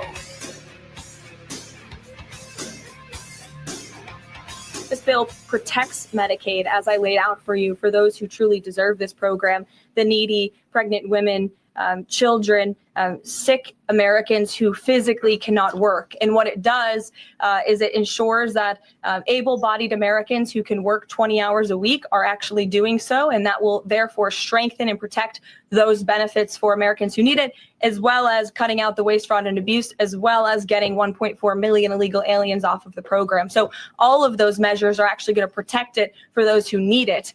That's the president's position, and that's what this bill does, and that's why Republicans need to vote for it and get it to the president's desk. Press Secretary Caroline Leavitt there. We're having to re-explain over and over what the big, beautiful bill will do as it relates to Medicaid. You read all these headlines, especially from the mainstream media, talking about how it's stripping away these benefits. Well, what it's doing is it's putting in place what I would argue would be much needed regulations to make sure that able-bodied people are actually working. There's some stuff in this big, beautiful bill that I don't support, especially as it relates to the amendments that the Senate voted on overnight as part of this vote-a-rama. But there's enough good in it, including the tax breaks that are very needed. In my opinion, it needs to pass. So Fox is reporting that they don't have the votes right now to get it to pass. They can only lose 3 votes. We already know there are 2 no's, Tom Tillis and Rand Paul. And it sounds like there are some other holdouts, and maybe they change their mind after these amendments. It's concerning. We're hearing a vote could happen as soon as breakfast time this morning, and then that would then go to the House. Then what happens there? I want to get to our guest. That is John Pence, Frontline Strategies General Counsel, former senior advisor to the Trump-Pence presidential campaign, and chairman of Frontline Government Relations. John, welcome to the show. Hey, Kim. Thanks for having me. Your reaction to what's been going on overnight with this vote-a-rama? Yeah, I mean, the vote-a-rama in some ways is like Senate's psychological warfare, where they just wear everyone down. They're voting all night. They're tired. They're in a haze. But I'm hopeful that this one big, beautiful bill will pass. They'll send it over to the House, and hopefully President Trump can sign it into law by Friday, Independence Day. Some of these amendments have surprised me. One of the ones I'm thankful for is that they made sure that that Planned Parenthood wasn't being funded. They did they kept regulations for AI. But what dumbfounds me, John, is the fact that they're allowing illegal aliens to still receive Medicaid benefits. So I haven't seen the illegal alien Medicaid benefit. I do know that they're requiring work requirements. That would be very unusual to me if that amendment's in there. It will be interesting to see what the actual bill says as it makes its way to the House. There's still time, I think, here to add amendments and vote against some. But I'm hopeful that we're going to get this agenda passed. President Trump is right to put pressure on the House and Senate to get it done, and And it's time Republicans, follow the president and make sure this happens, because we're already several months into the Trump administration. I'm looking for a legislative win, and I hope we get it soon. Right. John Pence, our guest this morning, former senior advisor to the Trump-Pence presidential campaign, among many other things. Where do you see this going? I mean, you talk about how you're hopeful that it will pass, but we're hearing that the Senate, there's not even enough votes to get it through there. And then, of course, it would still have to go through the House. Yep. I think it will come down to the wire. There's been a lot of differences on how Medicaid cuts should look. Some Republicans think it's not enough. Other Republicans think it's been too much. That's the balance that, Majority Leader Thune right now in the Senate is certainly juggling. And then, of course, Speaker Johnson's going to have to take that bill and he has to resell it to the House, a bill that may not be exactly like the House bill that they originally sent over to the Senate to begin with. So Republicans are going to have to act quickly here. And they're going to have to see the forest from the trees. Like any legislation, the sausage is being made. But, if we can extend these tax cuts, if we can deliver on the Trump agenda and make these promises to the American people and keep them, that's a good win for the Republican Party and most importantly for America. One last question before we let you go. My understanding, and correct me if I'm wrong, John, would be that the Senate could override the parliamentarian who made a bunch of changes with a simple majority vote. So are you surprised that John Thune has come out and said, I have no plans to do that? That's surprising to me. The parliamentarian to me seems kind of like frankly, a usurpation of power of the legislative body. The fact that one body that isn't even elected entity, the parliamentarian, can dictate what a bill should say, can't say, seems to me that process should change. And I think that's what you've seen a lot of legislators in the House and Senate criticizing the parliamentarian recently. Yep, I agree. So it'll be interesting to see when a vote actually takes place on the Senate floor. And then, of course, like you said, once it goes over to the House, what's going to happen there? So we'll be keeping a close eye on this as the vote-a-rama continues. They've been pulling an all-nighter. Hey, John Pence, again, our guest. I appreciate your time this morning. Thanks, Kim. Take care. Yeah, he's right. I mean, where does this go? I mean, what's it going to take to get some of these lawmakers who are on the fence right now? What's it going to take to get them to be a yes? And that's probably one of the reasons why J.D. Vance has arrived there, not only to be a tiebreaker if he needs to be, but to convince them, guys, we got to get this forward. All right, John Lampin coming up after the break. Hey, it's Matt, your leaf filter trusted pro. Gutters are an often neglected part of the home. They're also one of the most important. Clogged, overflowing gutters can cause serious problems like foundation damage or basement flooding, which can cost thousands of dollars to fix. Let's face it, cleaning gutters yourself is not only a hassle, it can be dangerous. But when you get Leaf Filter, you'll never have to worry about cleaning clogged gutters again. Get started today by visiting leaffilter.com/radio to schedule your free inspection. If you decide to move forward, we'll professionally clean, realign, and seal your gutters before installing our patented stainless steel micro mesh system. Leaf Filter keeps out everything but the water. And it's backed by a lifetime transferable no clogs warranty. So you're protected for good. We're in your neighborhood and ready to help. Visit Leaf Filter today for a free inspection and estimate, and you could save up to 30%. Visit leaffilter.com/radio. That's leaffilter.com/radio. 97.1 FM Talk is proud to support the first ever Brendan Donovan charity clay shoot happening Thursday, August 7th at Strathelman Farms Club in Weldon Spring. Join Cardinals standout Brendan Donovan, teammates, and local celebs for a day of clay shooting and community, all to benefit Team Red, White, and Blue and their mission to support veterans' health and wellness. Don't wait. Sponsorships and shooter spots are going fast. Visit teamrwb.org/Donovan now to sign up. Show your support and make a difference for those who've served. 97.1 FM Talk, backing our veterans every step of the way. We, without hesitation, recommend that anybody work with ThrottleNet. The experience will be as good as it's been for us, for anybody, because you'll get a true partnership and you'll be able to rest easy that you're going to get the service that you need while they're also doing all those things that you don't want to have to think about, that you don't want to have to worry about. They're always doing that in the background for you. Don't wait for your next IT crisis. If your business depends on technology, you need a partner that's got your back. Contact ThrottleNet.com to get a free IT evaluation and see how we can support your IT everything. Good morning. It is 71 degrees at 6:30. 97.1 FM Talk. I'm Scott Jagow. Today's the election to replace Mayor Kara Spencer's former seat as downtown alderwoman. The five-way race could serve as a key vote on legislation such as how to spend the Ram settlement money. Talks continue between Boeing and St. Louis workers. The Machinists Union has voted to authorize a strike if negotiations with the company fail. After 3 failed inspections, the St. Louis County Animal Shelter has passed one. The county council is still planning another hearing on issues that have been plaguing the shelter. A jury sided against St. Louis public schools over a COVID vaccine mandate. The district's been ordered to pay $4 million to 13 employees who sued. They were suspended or fired for not complying with the mandate. The Cardinals couldn't score in Pittsburgh Monday night. They lose 7-0 to the Pirates. Game 2 is tonight at 5:40. It is 6:31, 97.1 FM Talk. Traffic from the 97.1 FM Talk Traffic Center. We look good on the roads this morning. If you are just headed out, now there is a little moderate volume that appears every now and then on northbound 55, right around Bayless, where lanes in the construction zone narrow. And there is some moderate volume on eastbound Highway 30, headed for 270. That's about it.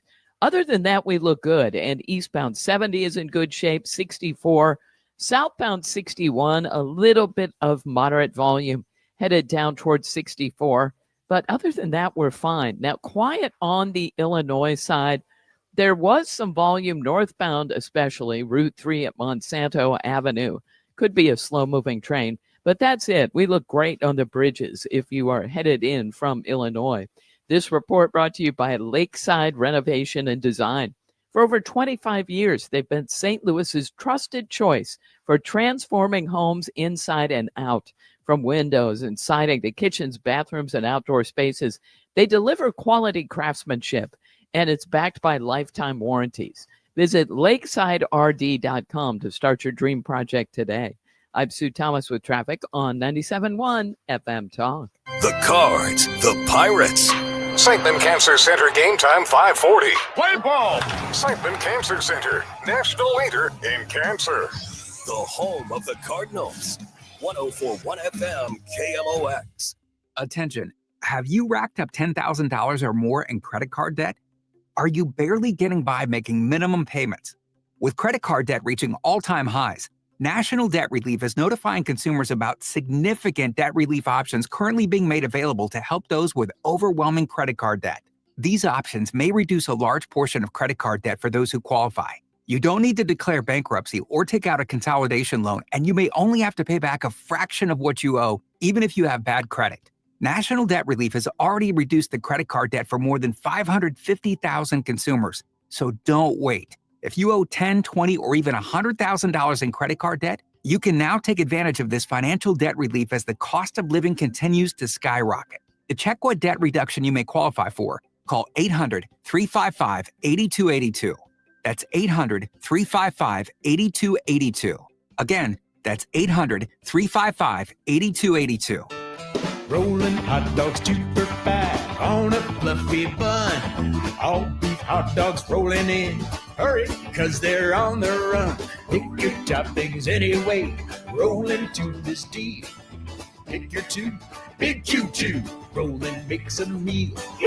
Mustard relish, sauerkraut. Ain't no need to scream and shout. Get 2 all beef hot dogs and a big Q for $5. Only at QT. More than a gas station. If you owe the IRS, you have a legal issue, and you need the Lance Drury Law Firm. We'll protect your rights. Log on at lancedrurylaw.com or call us toll-free at 888-367-6512. And now, back to business on the Marc Cox Morning Show. Catch anything you missed today by getting the show podcast at 971talk.com.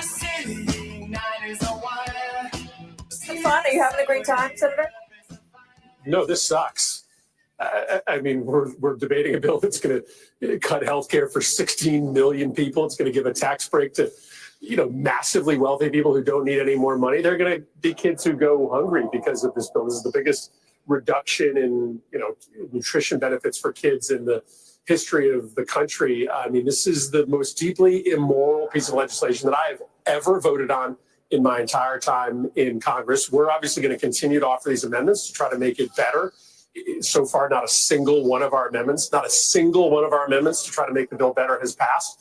But we'll be here all day, probably all night, giving Republicans the chance over and over and over again to slim down the tax cuts for the corporations, or to make life a little bit less miserable for hungry kids, or maybe don't throw as many people off of healthcare, maybe don't close so many rural hospitals. It's going to be a long day and a long night.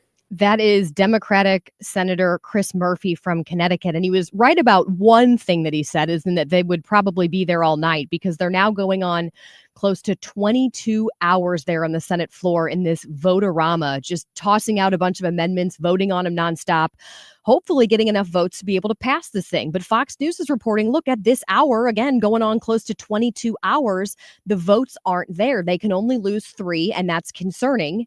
And that is perhaps one reason why J.D. Vance is there, to be a potential tiebreaker if needed, but also maybe to try to talk to some of these lawmakers who are on the fence, some Republicans who have concerns, new concerns after all these amendments were voted on overnight, and maybe would consider voting no.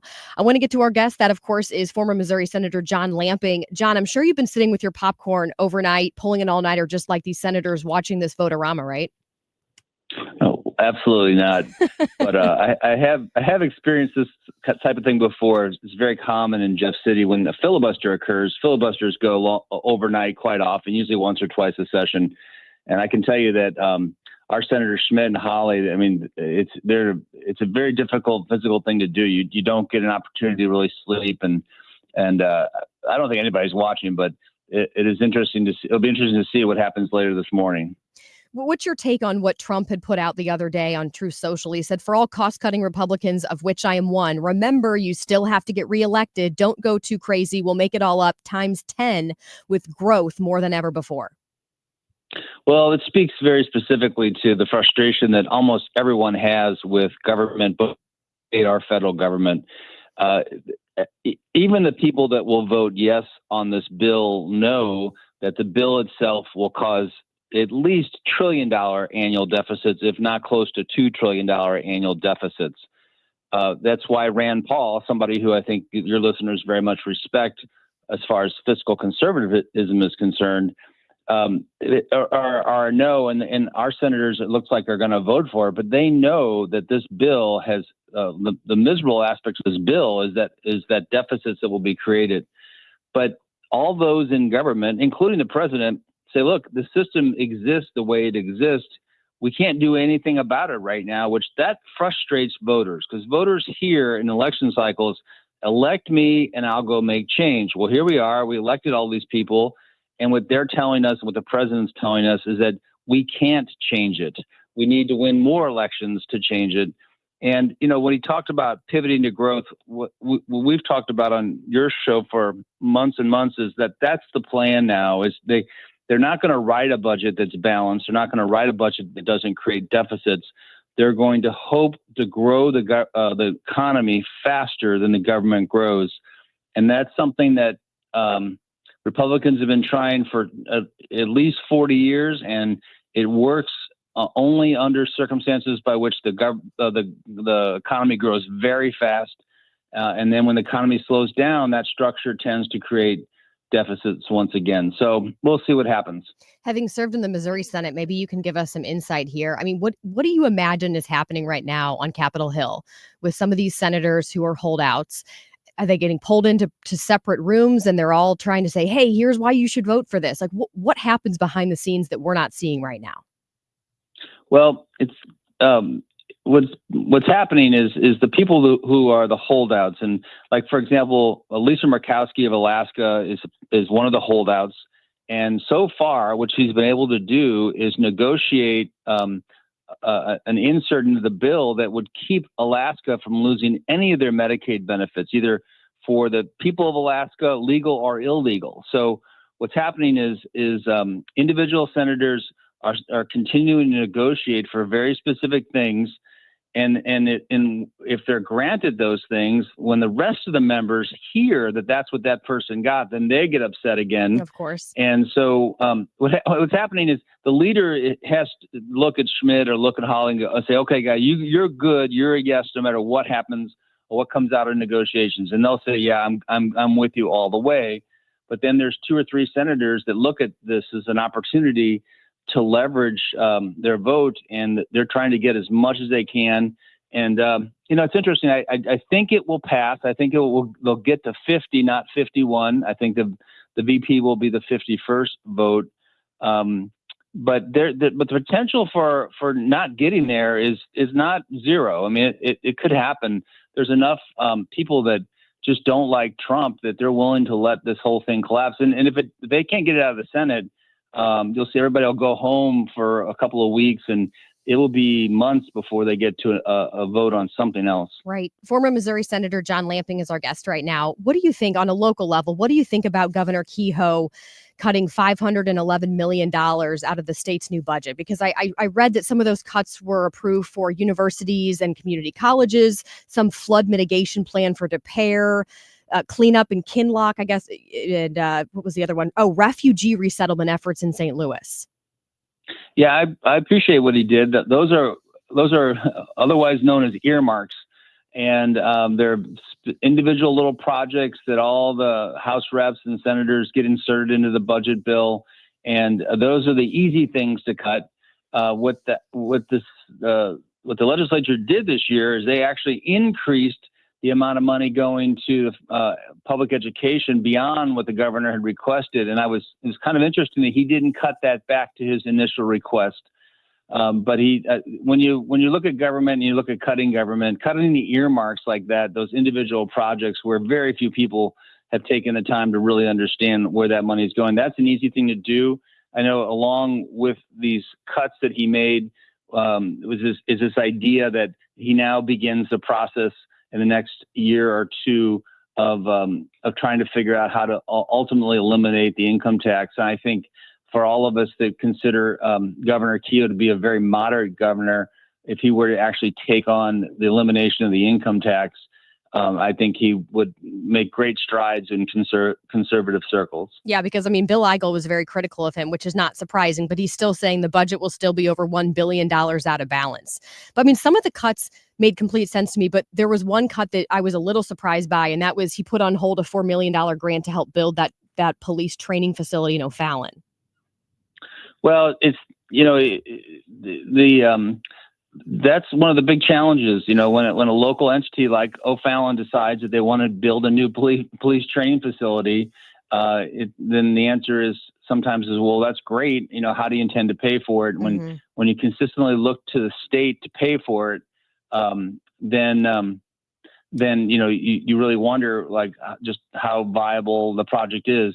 Look, Mike Kehoe, the first responders, the police force, they all support him. All the political aspects of first responders support Mike adamantly. And he was, so when he made that cut, they're still going to support him.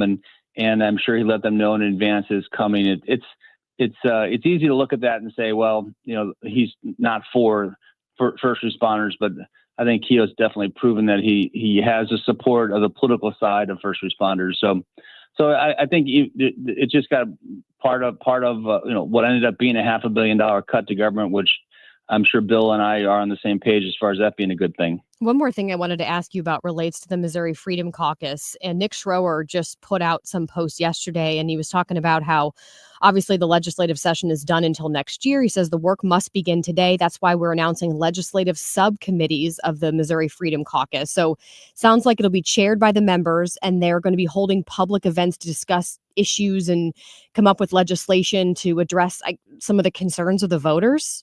You think that's going to be key? No, I mean, how important is that? Well, I'm a big fan of Nick Schroer. He's my state senator, and I very much support all things that Nick's involved in. But quite frankly, he's starting from scratch. The Missouri Freedom Caucus really didn't have a very good session. They weren't able to stop anything. Their membership, 2 of their members voted for the billionaire stadium bailout. And so Nick's taken over the helm. I don't know how many members he has. His job will be for these next 5 years, assuming he's reelected, that to build from the beginning this caucus and fill it with members. And I think organizationally, the process by which you go out into the public and hear their concerns is a good process, and it's a good start. And I hope him every success.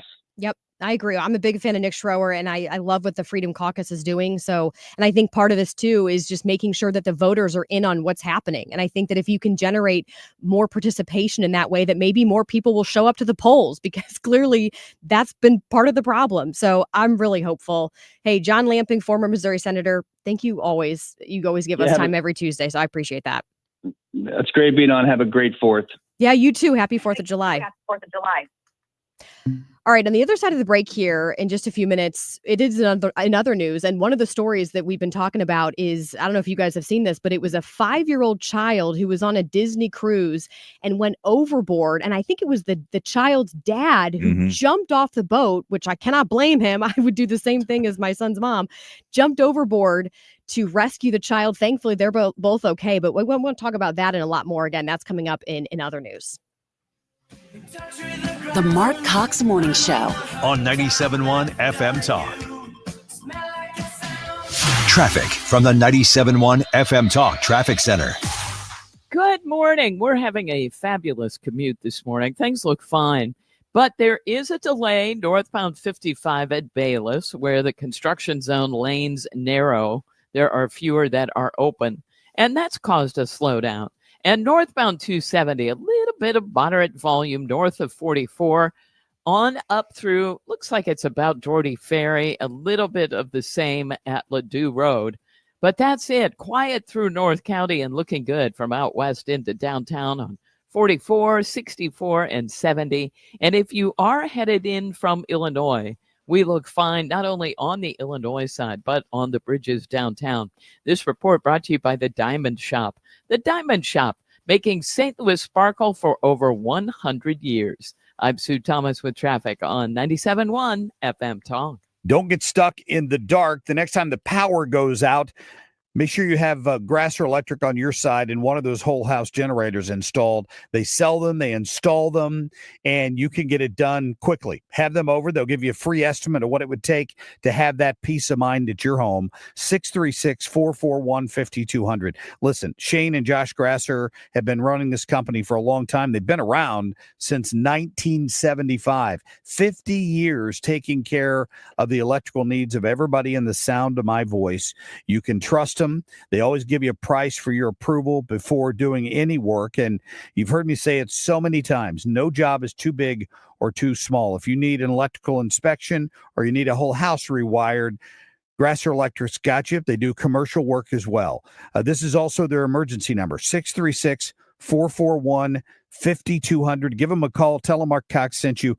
Go online to grasserelectric.com. When you're approaching retirement, there are a lot of questions to answer. Do you have enough money to fund your income for life? How should you claim Social Security? And what's your plan for health care and long-term care? Hi, I'm Eric Robert, Director of Investments with the ClearPath Wealth Management Group at Stifel and host of On the Money Saturday mornings at 11 on 97.1 FM Talk. Don't leave your retirement to chance. It's crucial to understand and address relevant risks before you retire. Our team can help you get organized, guide you through critical retirement decisions, and create an investment portfolio designed around your needs. To schedule your free retirement plan consultation, go to clearpathinvesting.com. That's clearpathinvesting.com, or call us at 636-695-2650. That's clearpathinvesting.com or 636-695-2650. Stifel Nicholas and Company Incorporated, member SIPC and NYSE. Eggland's Best. The only eggs with more fresh and delicious taste, plus superior nutrition.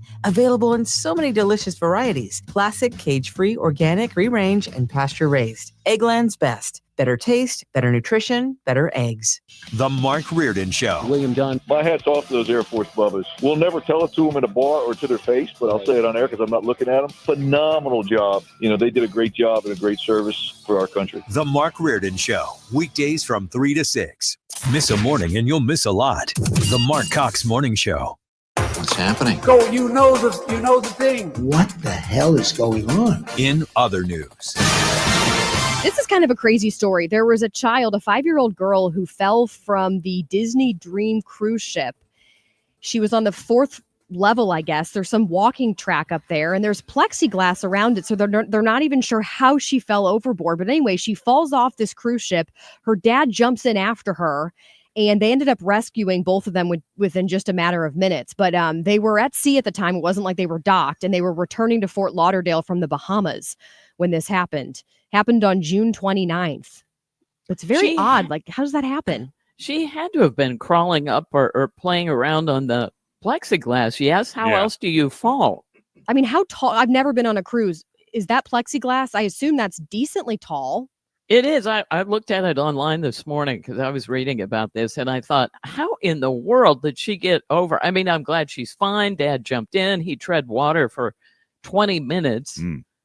And they made it to him, and he was tired, and she was crying. But seriously, it's Disney. They're professionals at making sure this sort of thing doesn't happen. And I kept looking at it going, she had to have climbed up on there. I don't really understand how she could have gone over. You would think on a Disney cruise where it's a lot of kids, they might even raise the plexiglass height more, knowing that kids could, like her, climb on it. Yeah, I don't get it. I wonder if they'll tell us that. I would like to know. So Disney, if you're listening, Sue and I would like to know. You know they are. Yes. It's a solid dad move, though. Jumping in. Yeah. From the 4th level. Yeah, no kidding. That's awesome. This sort of a related story is a lifeguard in New Jersey was impaled by an umbrella. Oh, no. Yikes.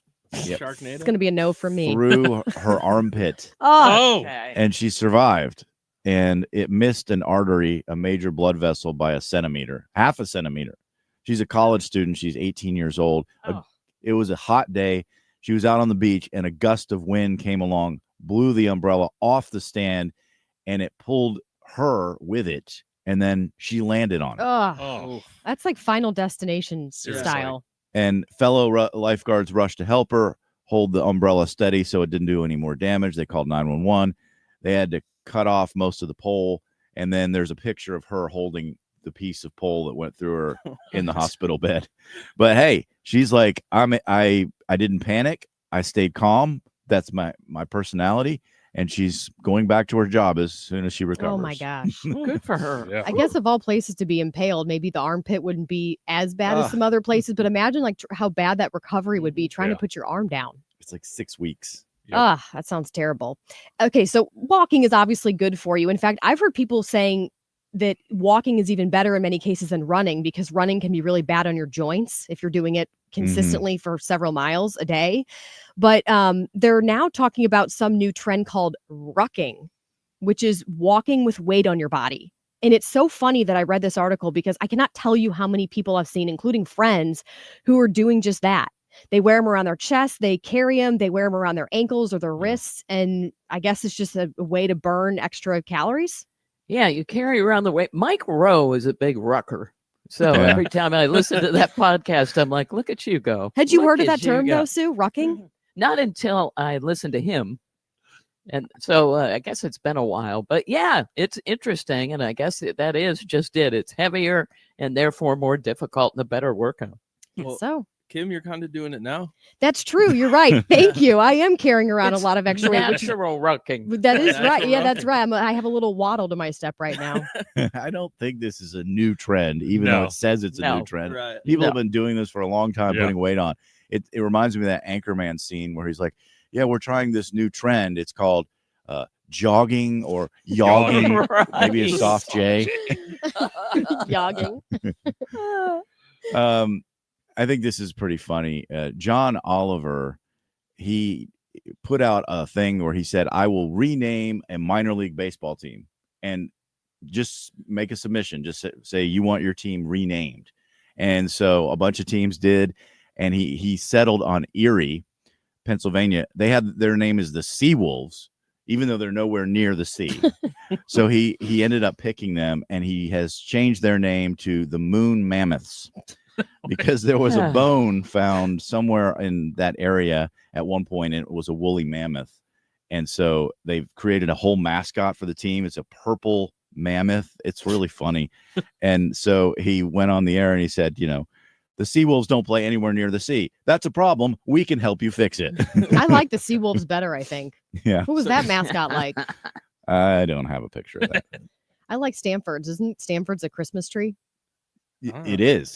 That is so weird. That's awesome. Yeah. Like, but of all places to have it, it's in California. Like, why would you have a tree? I mean, it's like hot there year round. That's awesome. There's You know, Northern I could- California has many trees. I guess so. I still think it's weird. The sequoias and the redwoods. All right. So there Anyway. are officials who were issuing a warning after hikers spotted some massive invasive lizard that was lurking in some California state park. They're saying if you see it, back away.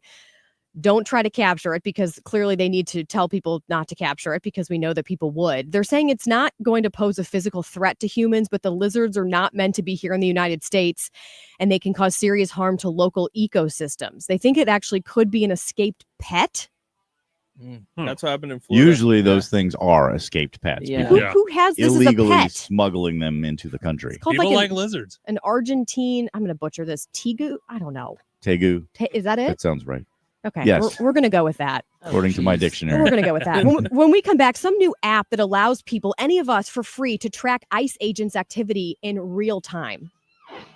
It's not every day you go out and buy new flooring. Mike Reynolds of Michael's Flooring Outlet understands that. Listen, he's been around a long time, coming up on 30 years in the business, and you learn that customer service matters. Mike learned that lesson a long time ago.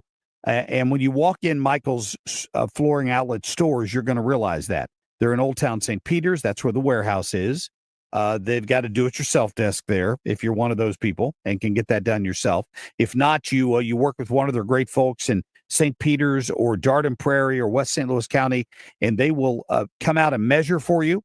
They'll give you samples to take home so you can see what it looks like under the light in your own house. Some great Mohawk products like the Revwood Select, which is waterproof, the Smart Strand Mohawk silk carpeting.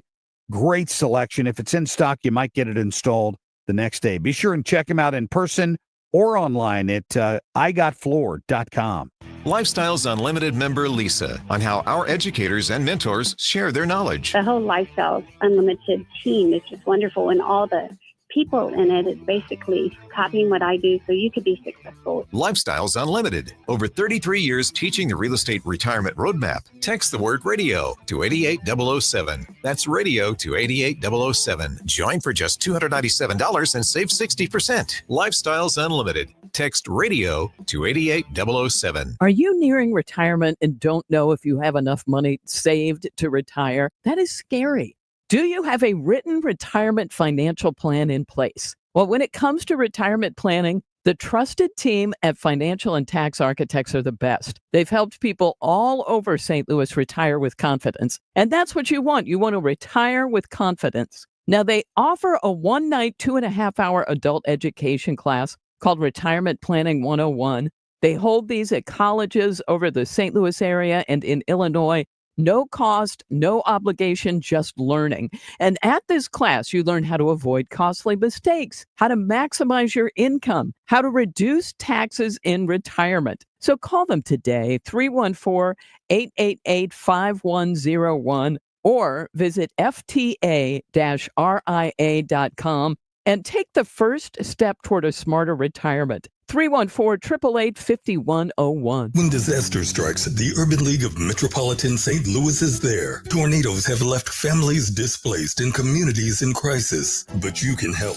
The Urban League Tornado Disaster Relief Humanitarian Fund provides emergency shelter, food, clothing, and critical support to those affected. Your donation brings hope when it's needed most. Visit ulstl.com to donate. That's ulstl.com. Stand with us. Stand for St. Louis. KFTK FM Florissant from the Kaufman Townsley St. Louis's Injury Lawyers Studio. Call 314-500-5000. That's 314-500-5000. All on the free Odyssey app. A new Senate record. I'm Chris Foster, Fox News. There have now been at least 45 votes on proposed amendments to the Republicans' big tax and spending bill, a vote-a-rama that started 23 and a half hours ago. Treasury Secretary Scott Bessent on Fox and Friends. I was just in touch with leadership up on the Hill, and I can tell you we are moving toward a vote today. Fox's Aisha Hosni at the Capitol. Senate Majority Leader John Thune does not currently have the votes to pass President Trump's big, beautiful bill, although the White House has now sent in Vice President J.D. Vance. And he's here not so much as the tie-breaking vote. Probably more likely he's here to try to negotiate, use his relationships with these senators to try to bring them across the finish line. You have two hard-nosed, Rand Paul and Thom Tillis. We have heard in the overnight hours that there were some efforts to try to flip Rand Paul by reducing the debt ceiling increase. That was something that he was pretty unhappy about, the debt ceiling being attached to this big, beautiful bill. With no support from Democrats, no more than 3 Republicans can vote no for the bill to pass. President Trump will be in Florida today to see a new immigration detention facility in the Everglades. The detention center is set on the Dade Collier Training and Transition Airport. Alligator Alcatraz will have 5,000 beds. The state says the site will cost $450 million a year to operate, which will be reimbursed by FEMA. Over the weekend, protesters lined up along Highway 41, which runs through the Everglades. Environmental activists have a federal lawsuit saying state and federal agencies did not follow environmental and land use laws. Assistant DHS Secretary Tricia McLaughlin is calling the lawsuit lazy, saying the land has been developed for more than a decade. Fox's Madeline Rivera in D.C. It's day 2 of deliberations at the Sean Diddy Combs sex crimes trial in New York. Jurors so far have a question about the definition of drug distribution and want guidance about one juror alleged to not be able to follow the court's instructions. America's listening to Fox News. When you're hiring, have you ever felt like you're missing out on meeting truly great candidates for your roles? It seems impossible to find them, but they have to be out there somewhere, right? Well, they're not hard to find when you know where to go, and that place is ZipRecruiter. And right now, you can try ZipRecruiter for free at ZipRecruiter.com/free. ZipRecruiter helps 10 million people with their job search every day. And because these people are actively looking for jobs just like yours, it's easy to find the right person right away. In fact, 4 out of 5 employers who post on ZipRecruiter get a quality candidate within the first day. But if you're not using ZipRecruiter, you're missing out. So see what it's like when the impossible is easy. When you go to ZipRecruiter.com/free right now to try ZipRecruiter for free. Once again, that's ZipRecruiter.com/free. ZipRecruiter.com/free. Never miss out on great candidates with ZipRecruiter. Good morning. It's 7:03 at 97.1 FM Talk. I'm Scott Jagow. Today's weather, humid, temperatures upper 80s. We'll have the forecast from Dave Murray coming up. Right now, it is 71 degrees. After 3 failed inspections, the St. Louis County Animal Shelter has passed a state one. The county council is still planning another hearing on issues that have been plaguing the shelter for years. A jury has sided against St. Louis Public Schools over a COVID vaccine mandate. The district's been ordered to pay $4 million to 13 employees who sued. They were suspended or fired for not complying with the mandate. A new FEMA Disaster Recovery Center opens today in Clayton. It'll provide help to victims of the May 16th tornado and the March storms, which included 14 tornadoes throughout the area. Today's the election to replace Mayor Kara Spencer's former seat as downtown alderwoman. The 5-way race could serve as a key vote on legislation such as how to spend the Rams settlement money and other issues. A downtown St. Louis building has been named one of the tallest abandoned buildings in the world. One AT&T Center on Pine Street is 588 feet tall. It was completed in 1985 and then left empty by AT&T in 2017. The building ranks 8th on the list by Business Insider. The tallest is a 2,000-foot tower in China. It is 7:04, 97.1 FM Talk. In sports, well, on Sunday, the Cardinals won 7-0 in Cleveland. Yesterday, they lost 7-0 in Pittsburgh. Eric Fetty gave up all 7 runs in 5 innings. That was on 10 hits. The Cards only managed 4. Game 2 is tonight in Pittsburgh, a 5:40 start. You can hear the game on our sister station, 104.1 FM, KMOX. Andre Palante gets the start in that one. After the sweep of the Guardians, though, the Cards did move up 4 spots in Bleacher Report's ranking of all Major League teams. They went from 12th to 8th, and that is passing the New York Yankees, who rank 9th. 10 teams make the playoffs. Ed Mickelson, the third oldest living former major leaguer, has died. He was 98 years old. His brief career consisted of 18 games in the 1950s, 5 for the Cardinals, 7 for the Browns, 6 for the Cubs, and he drove in the final run in St. Louis Browns history on September 27th, 1953. It is 7:05, 97.1 FM Talk. Traffic from the 97.1 FM Talk Traffic Center. On the roads this morning, we've looked pretty good. MoDOT, though, reporting a stall now, westbound 6440 past Kings Highway. Watch for that. They're saying it's on the left-hand side, so you really want to be careful through there. Oh, it is, and it's partially in that left lane. It's got its flashers on. But at this hour, it's not creating any kind of huge delay. Northbound 270 periodically slowing at Doherty Ferry. And really, other than that, there isn't anything. We are in pretty good shape this morning. I'm Sue Thomas with traffic on 97.1 FM Talk. This report is sponsored by McKelvey Homes. Hi, I'm Jim Brennan at McKelvey Homes. Have you always wished for a brand new home in an established neighborhood? Select one of our move-in ready custom homes throughout St. Louis, or we will build on your lot. Visit McKelveyhomes.com and move up to McKelvey. Air Comfort Service, heating, cooling, and insulation. Weather. Chief Meteorologist Dave Murray. The first day of July is spectacular weather-wise. Lots of sunshine, less humid. It's a comfortable day from start to finish. 87 for the high. Just going out the door this morning, you'll feel the difference. Tonight, clear and nice. 67 Wednesday, sunny and 89. Heat and humidity start to build back Thursday and Friday the 4th. This is 97.1 FM Talk. Chief Meteorologist Dave Murray. You can listen to the Marc Cox Show anytime, anywhere on the free Odyssey app, AUDACY. Download it now to listen to 97.1 FM Talk. It is 7:07. The Marc Cox Morning Show is brought to you by Thomas Helbig and Bob Kershaw with the Retirement Advisory Group, retirementkey.com. The Marc Cox Morning Show. I want to compliment your show on how fair and level-headed everything you guys talk about. Who is this guy? He's saying what we've been saying forever. Maybe what we need from a conservative standpoint is the Marc Cox Morning Show. I respect that we don't agree. Listen to both sides. This, let's get it on, is the Marc Cox Morning Show.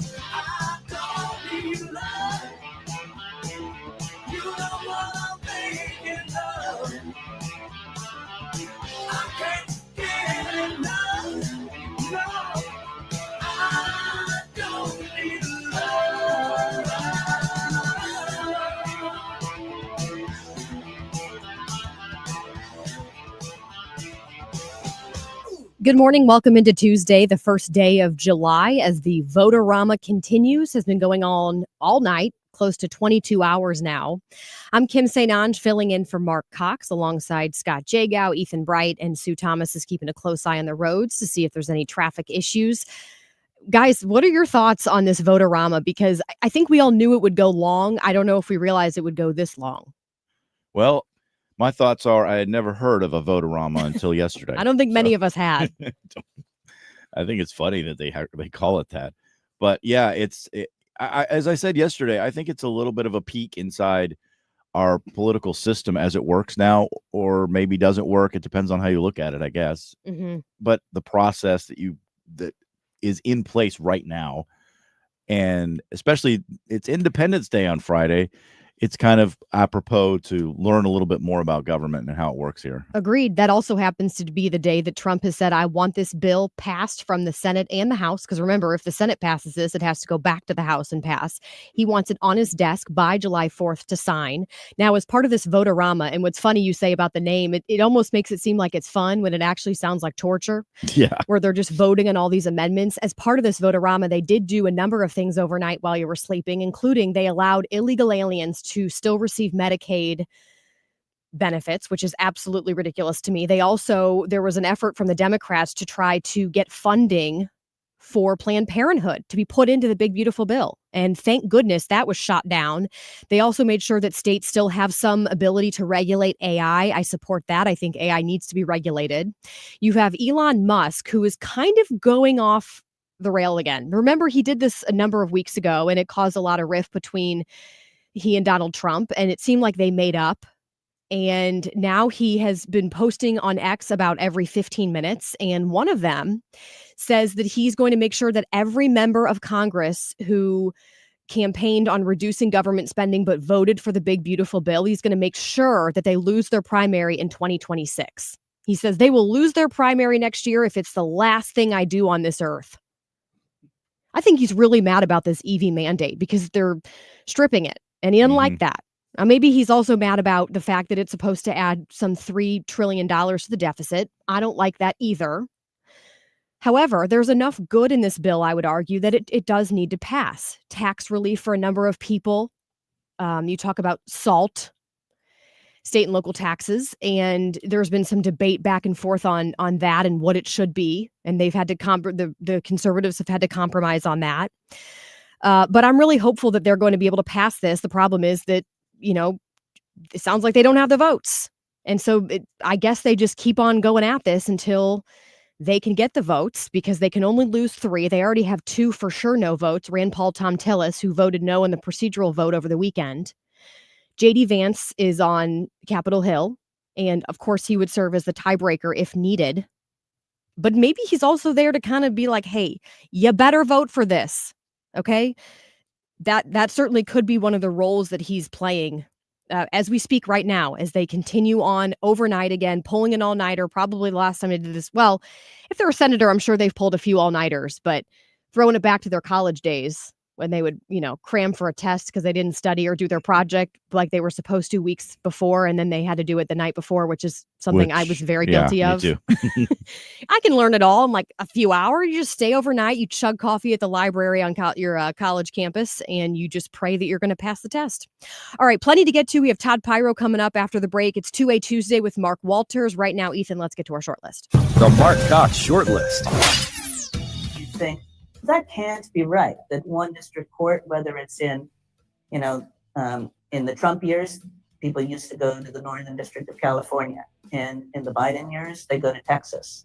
And it just can't be right that one district judge can stop a nationwide policy in its tracks and leave it stopped for the years that it takes to go through normal process. I love a good throwback, and this, my friends, is a good one. That is Supreme Court Justice Elena Kagan about 3 years ago while Biden was president. And you heard her right there. She's like, yeah, no single district judge should be able to issue a nationwide injunction and stop a policy in its tracks. And what's interesting about that is she seemed to change her mind when she voted on this last week. Looked at children who had received the hepatitis vaccine within the first 30 days of life and compare those children to children who had received the vaccine later or not at all. And they found an 135% elevated risk of autism among the vaccinated children. This is huge. RFK Jr. there with Tucker Carlson talking about how the CDC buried its own 1999 study that showed, a more than 1,100% increase in a child's autism risk if they receive the hepatitis B vaccination. Someone, so right now there's an active shooter zone. They're shot. BC3's down, BC1's down. Everybody's shot up here. You can just hear the panic in his voice. That's some chilling new 911 audio as first responders were calling for help following the Idaho shooting. Now learning more about the shooter, 20 years old, killed himself, had, for whatever reason, aspired to be a firefighter, saying it was very intentional. Still can't find a manifesto, have no idea why he opened fire on him. Joshua Aaron, who was the longtime tech worker who developed this platform. And he said he really wants it to be an early warning system for people about the location of Immigrations and Customs Enforcement officers. Well, this sounds like a fantastic idea, doesn't it? Talking about, that was CNN, by the way, who did an entire report and went out and talked to the developer of this app called Ice Block. Allows users to report and track the locations of these ICE agents in real time. Okay, so it allows you to drop a pin on a map to indicate where you've spotted ICE activity.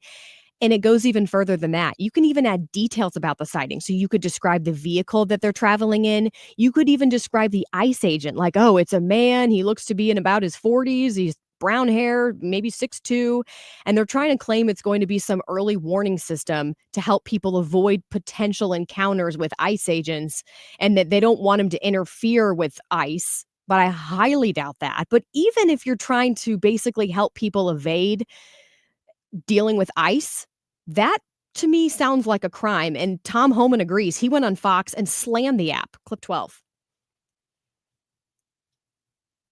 I know it's just simply disgusting, and any network that covers that is disgusting as well. So I'm hoping DOJ steps in there and see if they cross that line of impeding federal law enforcement officers. Look, Lawrence, you and I talked about this. Assaults against ICE is up over 500%. Now you got an app that's going to tell where ICE operations are going to be. It's only a matter of time before ICE agents are ambushed by some nut, like what happened in LA, throwing a Molotov cocktail, throwing bricks at these officers. This is just disgusting at every level. So I hope DOJ dives in this deeply, because ICE is concentrating on public safety threats and national security threats. This shouldn't be a partisan issue. This shouldn't be an issue anybody is against. So they're already a dangerous job going after the worst of the worst. These guys are putting their lives on the line every day going after the worst of the worst international security threats. And this app makes it that much more dangerous. It's incredible that those who enforce law, all of a sudden they're the bad guys. When they break the law, they're victims. Exactly. And, Scott, we've been talking about the horrible tragedy that happened out of Idaho, where they're saying this guy very much intentionally set the brush fire on top of that mountain and lured the firefighters up there to, I guess, isolate them to make it very difficult to get away, and then just basically opened fire on them for hours, killed 2 of them, critically injured another one. If the general public, anybody, because this app is free, if anybody has access to this information and specific descriptions of these ICE agents, what stops somebody from doing the exact same thing? It's a good question. This app was developed by a musician, by the way. I wonder what got him into this. And then CNN did an interview with him, Mhm. and basically promoting it. And Right. the director, who we just heard from, came out and was saying, CNN is being very irresponsible. And I looked at a poll that suggests that the public thinks this should not be available to the public. 73% say no. Well, and keep in mind, that is a little bit in line with the public that voted to elect Trump. And one of the biggest issues, if not the biggest issue that Donald Trump won on, was his immigration policy. The majority of Americans agree that people who are here illegally in the United States should be deported. Now, the means that you go by to do that, maybe that's up for debate. But generally speaking, people, even on the left, say illegals should be sent home. So I guess it doesn't surprise me that people would say, yeah, this actually could be very harmful. Mhm. You're saying 73% say that this app should not be a thing? Yes. Good. At least 73%. We'll take it. Have some common sense. All right. On the other side of the break, our pal Todd Piro, host of Fox and Friends First. I'm sure they've been covering this votorama as it continues to go on, because it doesn't look like there's an end in sight. I heard there could be a vote from the Senate by breakfast time. Well, I guess it depends on what time you eat breakfast, but it's already 7:18, and it does not look like they're any closer to getting one of those votes ready to go, because they don't have enough people who support it. So we're going to talk to Todd when we come back. I'm Kim St. Traffic from the 97.1 FM Talk Traffic Center. A little bit of volume out there this morning, although it's moderate. And this is on northbound 270 between 44 and 64. 55 is slowing as you head into the construction zone where it narrows. And that's pretty much 55 at Bayless. Eastbound Highway 30, a little bit slow at 270. And other than that, we look good. I'm Sue Thomas with traffic on 97.1 FM Talk. On as far as your retirement goes, and you're getting closer to it, and you start to think, okay, do I have enough money saved here to get through retirement?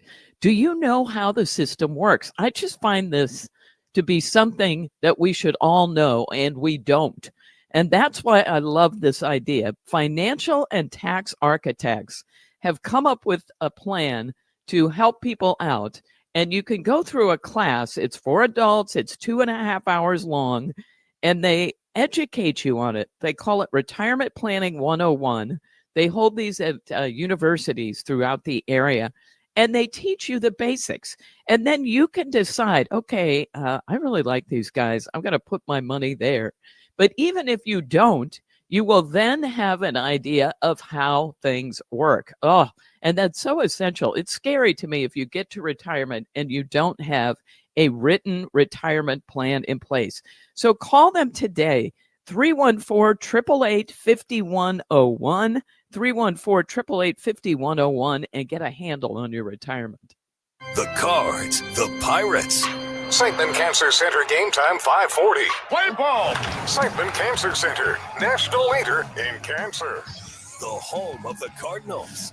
104.1 FM KMOX. 97.1 FM Talk is proud to support the first ever Brendan Donovan charity clay shoot happening Thursday, August 7th at Strathelbyn Farms Club in Weldon Spring. Join Cardinals standout Brendan Donovan, teammates, and local celebs for a day of clay shooting and community, all to benefit Team Red, White, and Blue and their mission to support veterans' health and wellness. Don't wait. Sponsorships and shooter sponsor going fast. Visit teamrwb.org/Donovan now to sign up. Show your support and make a difference for those who've served. 97.1 FM Talk. Backing our veterans every step of the way. Eggland's Best. The only eggs with more fresh and delicious taste, plus superior nutrition. Available in so many delicious varieties. Classic, cage-free, organic, free-range, and pasture-raised. Eggland's Best. Better taste, better nutrition, better eggs. If he was in the White House press room, he'd always get called on. Marc Cox.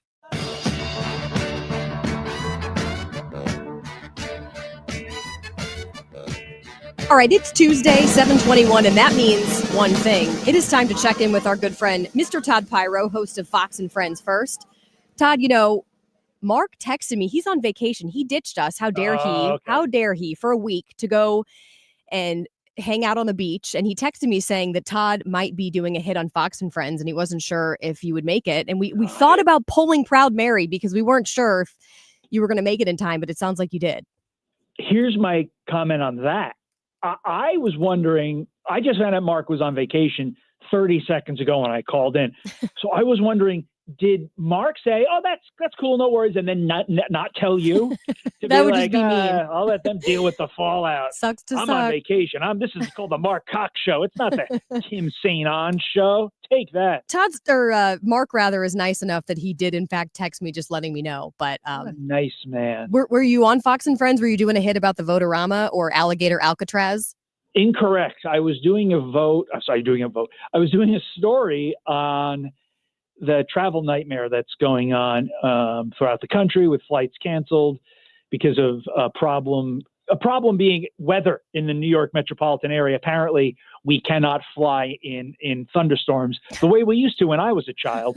Anyway, point being, they needed to move me. So I wasn't late. In fact, they had to move me earlier because they're trying to time Trump's leaving the White House and time the Votorama. So a lot of moving parts. So I'm glad I was down there early. They said, "Go, run!" Let's go. I go and I ran. You need roller skates or something. I do. Like in Boogie Nights, which is a movie about pornography. I don't know why I went there which I have definitely not seen, but there you go. Apologize. What have you heard if Trump has left the White House for Florida? I saw him getting on the plane. Sorry, not on the plane. I saw him, it looks like getting on the Marine One, and then I ran up here. So I don't have my TV on. I probably should do that. So stand by. Well, people are really mad about this Alligator Alcatraz because it's not only the human rights people who are saying, "How dare you put these people, these illegals, in an area that's surrounded by pythons and alligators," but then you also have the environmentalists who are saying this is bad for the ecosystem. Yeah, Democrats are like, this is cruel. And just to be clear, the alligators are not in the cell with these people. Maybe they should be in the cell with the people. These are like murderers, right? It's not like these are people who are legally here in the United States who go and help the elderly and the poor and serve at the local homeless shelter. True. But this isn't Survivor. We got to make that clear. The reason they're doing this, and it actually makes sense from a financial perspective, less security is needed. You let the natural environment dictate the security. So I think that to a certain extent that's genius because, let's face it, there's only one road in and the only other way you can get out is via plane. So I don't envision these people flying their own plane out because that's probably unlikely. There's also the issue of, conceivably they could take that one road out. That's also unlikely. And then the alternatives are not great. Eaten by an alligator or a python. Yeah, I prefer. Which one? Which one would you go with? I don't know. Both sound absolutely terrible. Yeah. I think that's something you need to think about, and maybe next week you report back on that. Because let's go it's the Python. question. It's the question that some of these soon-to-be inmates there at Alligator Alcatraz might have to ask themselves. Yeah. Do you want to? Does the python just bite me and I instantaneously die from the venom? Swallows you Or whole, right? Does a quick Ooh. bite, venom, then just whoosh, you're right in. Ooh, because I'd be awake as I'd be swallowed. I don't know. There's no good options. No good options. I prefer none. Firing squad. How about that? That might be a little bit better. I think that I'd rather firing squad than python or alligator.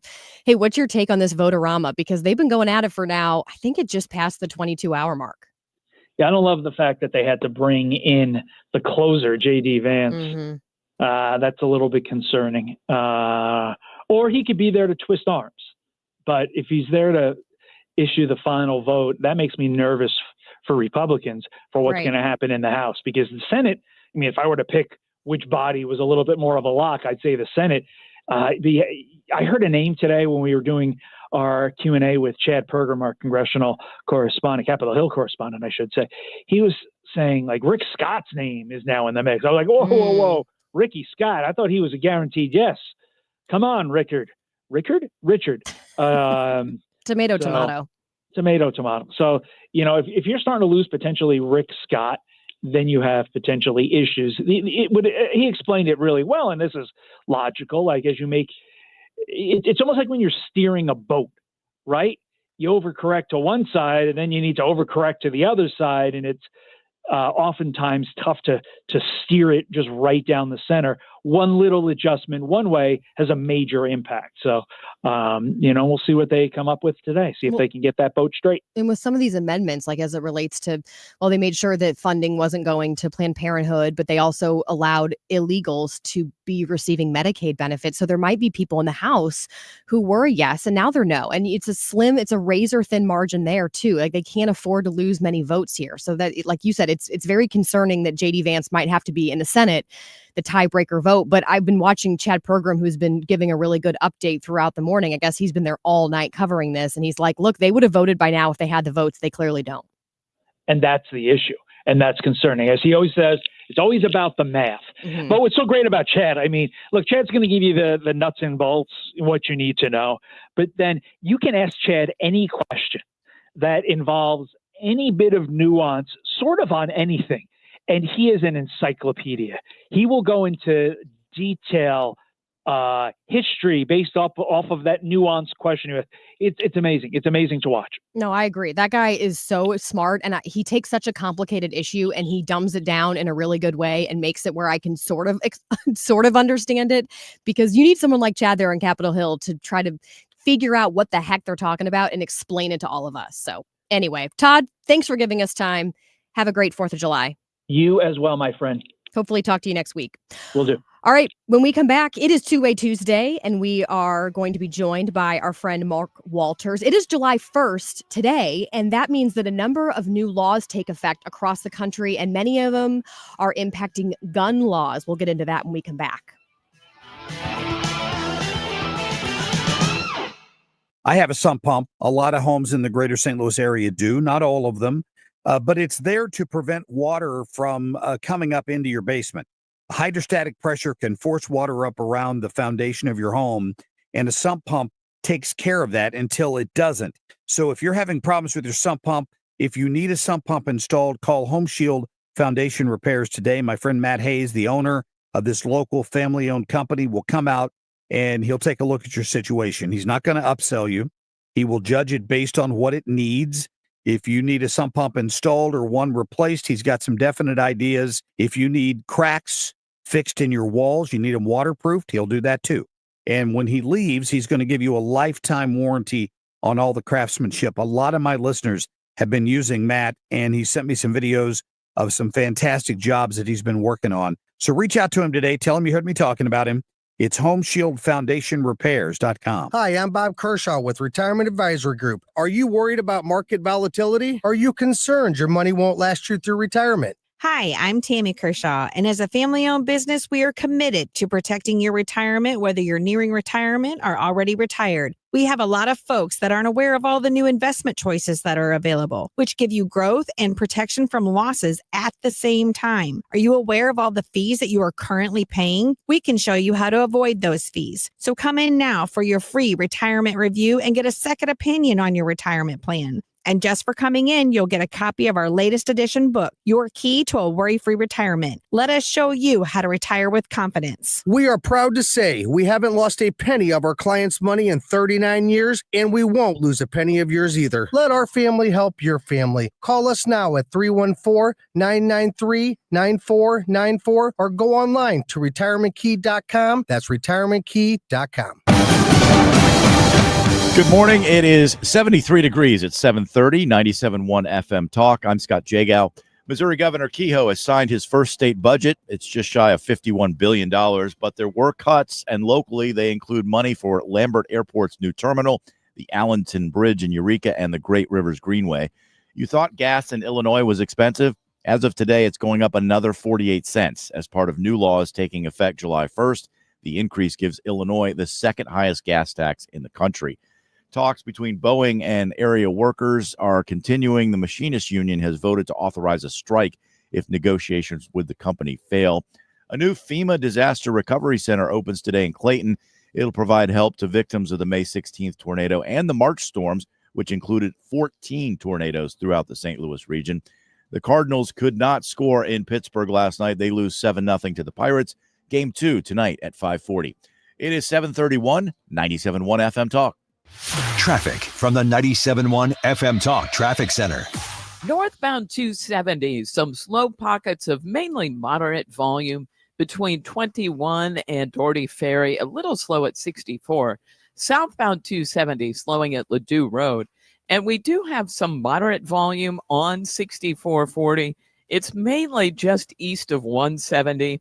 And other than that, we're in pretty good shape. Now, Illinois drivers, there's some volume on 5564 headed for and crossing the Poplar Street Bridge. Eastbound 70 looks great from Wentzville into downtown. We are quiet through North County. 55, of course, slowing a little bit at Bayless in the construction zone. I'm Sue Thomas with traffic on 97.1 FM Talk. Sponsored by Gloria Lou with your home sold guaranteed realty 314-325-6888. Need to sell your home and you want the most money? The name to remember is Gloria Lou. Yes, Gloria Lou with your home sold guaranteed realty at 314-325-6888 and start packing. Hey guys, Glover here with my very, very good friend, Dr. Kathy Maupin at BioBalanceHealth.com. If you have reached that certain age and you're just not feeling very well and nothing's working the way it used to work, go see Dr. Kathy. She is not only a medical doctor, she is a patient of this bioidentical hormone replacement therapy. It absolutely works. It's a long-term solution. She is an artist when it comes to helping you with your hormones. BioBalanceHealth.com for Dr. Kathy Maupin. If I could be you, and you could be me, for just 1 hour, if you could find a way to get inside each other's mind, walk a mile in my shoes. Walk a mile in my shoes. Walk a mile in my shoes. We've all felt left out. And for some, that feeling lasts more than a moment. We can change that. Learn how at belongingbeginswithus.org. Brought to you by the Ad Council. Walk a mile in my shoes.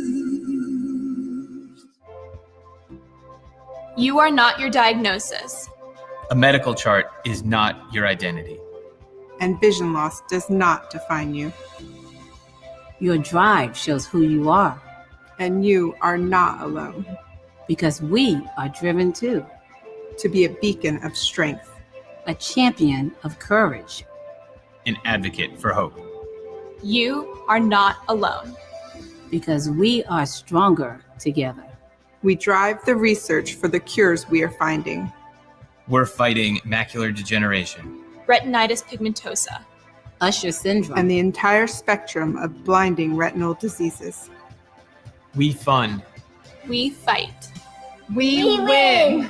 We are the foundation fighting blindness. Together, we are fighting blindness.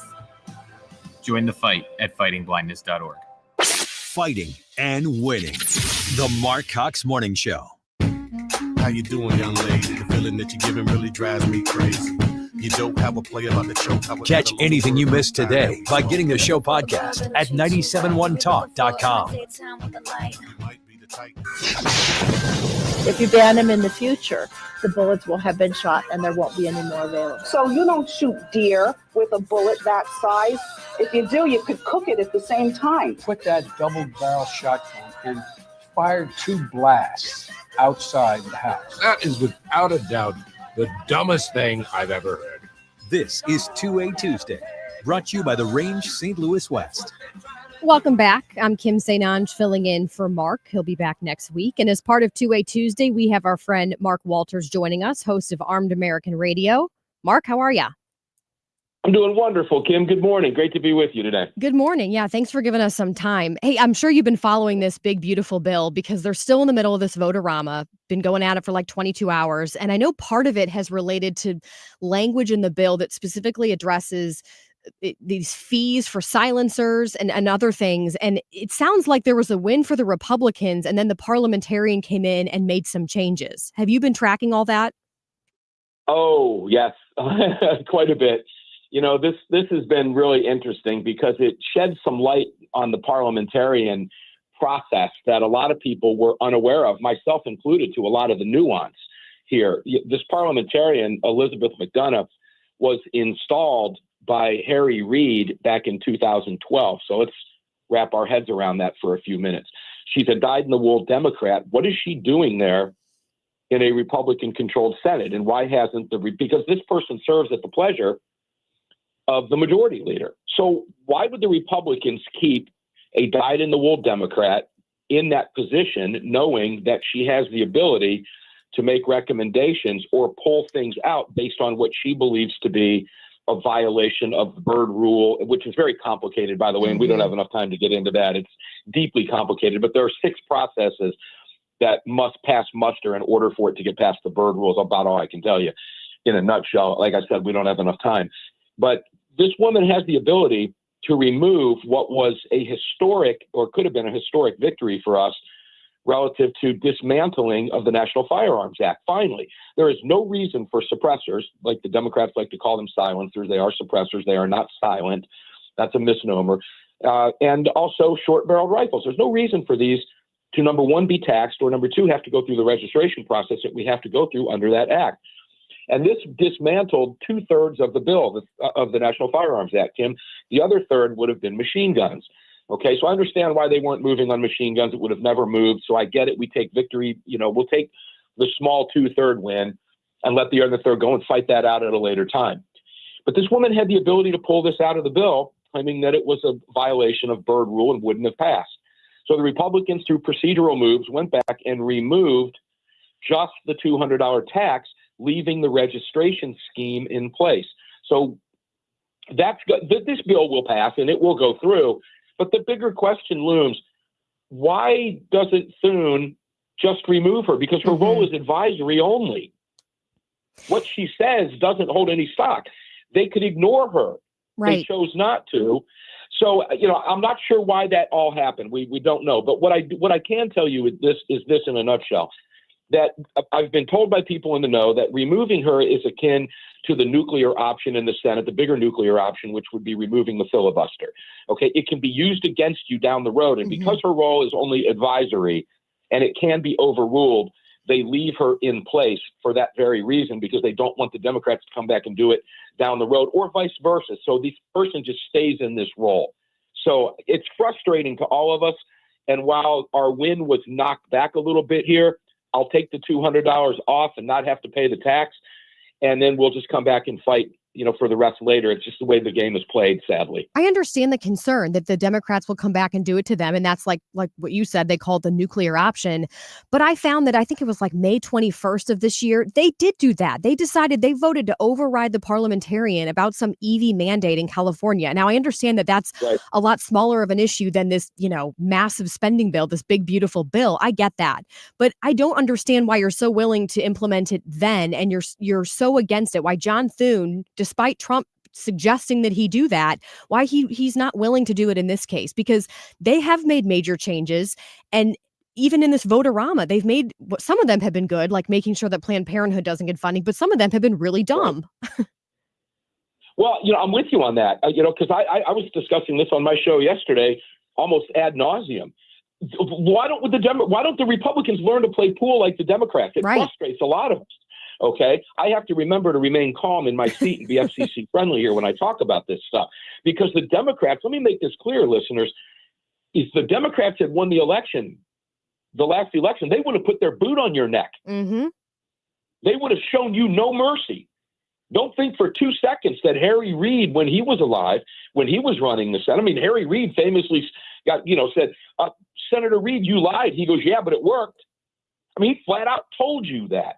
Okay. So don't think for 2 seconds Chuck Schumer wouldn't put his boot on your neck. He would. And it frustrates a lot of us as to why the Republicans refuse to play dirty pool like the Democrats and win when we have the ability to do so. Mm-hmm. It should never have been taken out. It frustrates all of us. There's no question about it. However, I will defer to this. I don't know, and I'm just being honest, I am not aware of all the procedural rules that go on behind the scenes that might be keeping them from doing so. I'm not familiar with that enough to really lay waste to them. That's fair. Other than to say it's very frustrating. Yeah. I'm trying to be fair, but it's hard. And from an outsider's perspective, it's frustrating. But like you said, I'm sure there is more going on that we will just not understand because we're not in that position. So today obviously is July 1st. And I know that means that a number of laws take effect across the country, and many of them pertain to guns. And I saw Colorado was among the states that have these new gun laws that take effect today. And this is going to basically say that firearm instructors have to be verified by the local sheriff's office. Their information will be listed on the sheriff's website. There's some new training requirements that are part of this. I guess they have to go through some 8-hour in-person training course. Yeah, that's what happens when you elect Democrats, ladies and gentlemen. Yeah, I have literally, I'm telling you the truth, lost count of what has been going on in Colorado. It has been so anti-gun. Oregon is another state that has frustrated me, and not just me, but I don't live there. But again, I'm trying to be FCC friendly. It's been extremely frustrating behind the blue wall in these states, that they have all ignored the Bruin decision since June of 2022. They throw it right in their face. They know these rules and these laws are unconstitutional, and they require us to go to court and fight them out, which we will do. But at great expense, not just to our side, like groups like the Second Amendment Foundation, that rely on people like me and you to fund these lawsuits through our donations and our memberships, but at great expense to the taxpayers in the states whose tax money now has to go to defend these unconstitutional edicts put in place by Democrats. And Coloradans are suffering, law-abiding people, because none of it will stop one crime. Not one crime will be stopped because of any of this. Right. They are standing in the way as a thumb blank you to the Bruin decision and the Supreme Court. We're living in very dangerous times when Democrats, when an entire party, number one, will actually elect a communist in New York. Oh, yeah. But at the same time, that's a whole different conversation there. I just wanted to throw that in to let them know, because, when I see Chris Murphy, who is vehemently anti-gun, on Twitter, X, formerly known as Twitter, whatever you want to call it, lying in his posts every single day, and now standing behind a commie in New York. This tells you where the Democrat Party is. And then to get back to the court systems, when they thumb their nose at the Supreme Court, the way they've done, in particular, in this case, the Bruin decision, it's agree with me or the hell with you. If we don't like the decision, it doesn't matter to us. We're going to do this anyway. And we've seen Gavin Newsom do it on commie gun bills. We've seen it happen in Oregon, Washington State. Pick anywhere behind the blue wall, particularly 12 states behind the blue wall. As you know, Rhode Island just did it with another gun ban. Yes. Giffords Group was out there. We don't ever want to take anybody's guns, but then they claim victory when there's a gun ban because they love it. So yes, they do. Pay attention to what these people are saying. Stop. The Democrats don't want us to believe our lying eyes or our lying ears. You have to. They're gaslighting you. It is unbelievable what's going on. But we will be here and we will fight them every step of the way, and we will win. It's that simple. Right. We've been talking a lot about the really horrific shooting out of Idaho, where these 2 firefighters were gunned down. And then you had the other firefighter who was in critical condition. He was shot.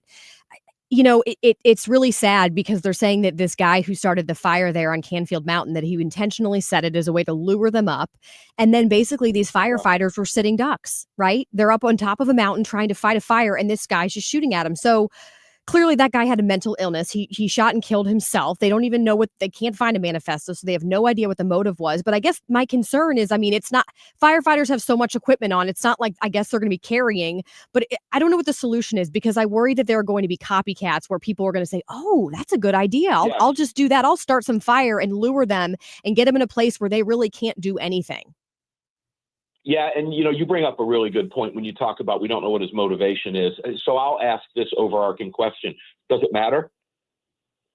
Does it really matter? And here's why I say that. Because, if I take this all the way down to the micro level, and I know you know this, and I think you and I and Mark have talked about this before, but you can't begin to take your own personal self-defense seriously until you absolutely believe and understand and know that there is evil in this world. Right. In other words, there is a person walking down the other side of the street that may want to kill me because of the watch that I'm wearing. That's evil. If you fail to believe that people will do you harm, you cannot possibly begin to take your own personal self-defense seriously.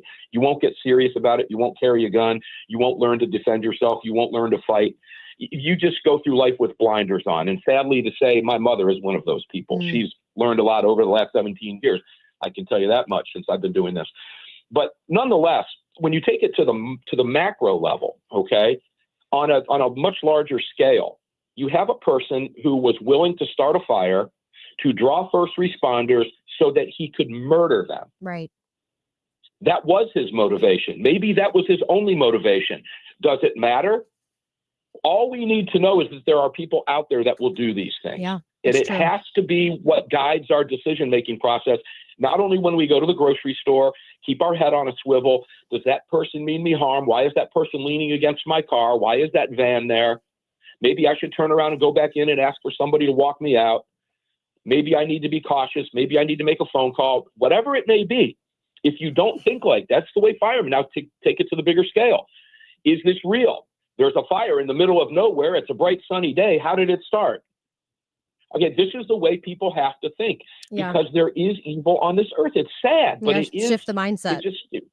It's pure mindset, and we call it preparation, avoidance, and awareness, right?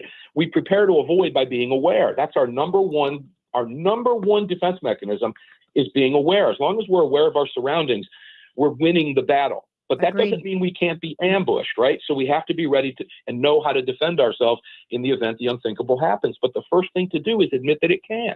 Well said. It's a sad state of affairs. I agree. Mark Walters, host of Armed American Radio. You're the best.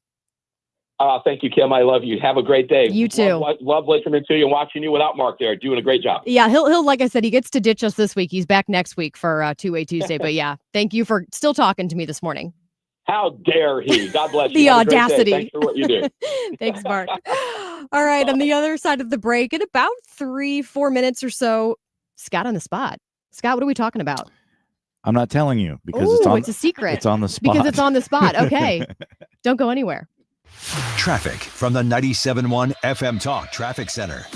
Not a bad commute this morning, but there is some volume out there. Southbound 270 at Ladue Road. Northbound 270 in pockets of moderate volume between Gravois and Ladue. 70 eastbound looks great, and that's from Wright City into downtown. There was a slowdown eastbound 6440 out at Wing Haven. Then it opens up and some moderate volume on either side of 170. We've got northbound 55 a little slow at Bayless and some volume westbound on the Poplar Street Bridge. This report brought to you by The Diamond Shop. The Diamond Shop, making St. Louis sparkle for over 100 years. I'm Sue Thomas with traffic on 97.1 FM Talk. With all that recent hail, you've got to be really careful who you choose to work on your roof. And I want to tell you about my friend Curtis at Corel Roofing. He's a local guy. He's honest. And you're going to have a lot of people driving around, maybe from out of town, who knock on your door and want to tell you they can put a new roof on really cheap. Be very careful. Once they get on your roof, you're not sure what they're doing. I watched my roofers from Corel Roofing up there with the confidence that they were giving me what I was paying for. They worked with my insurance company. They got me some of their bulletproof shingles, which I upgraded to make sure we can handle whatever weather is coming in the greater St. Louis region. You can trust Curtis. He's got crews that have been in the business over 20 years. He's going to be honest with you. He can give you those luxury shingles, if that's what you're looking for. Here's his phone number, 314-222-9529. That's 222-9529. Or on Facebook at Corel Roofing Co. Are you nearing retirement and don't know if you have enough money saved to retire? That is scary. Do you have a written retirement financial plan in place? Well, when it comes to retirement planning, the trusted team at Financial and Tax Architects are the best. They've helped people all over St. Louis retire with confidence. And that's what you want. You want to retire with confidence. Now, they offer a one-night, 2.5-hour adult education class called Retirement Planning 101. They hold these at colleges over the St. Louis area and in Illinois. No cost, no obligation, just learning.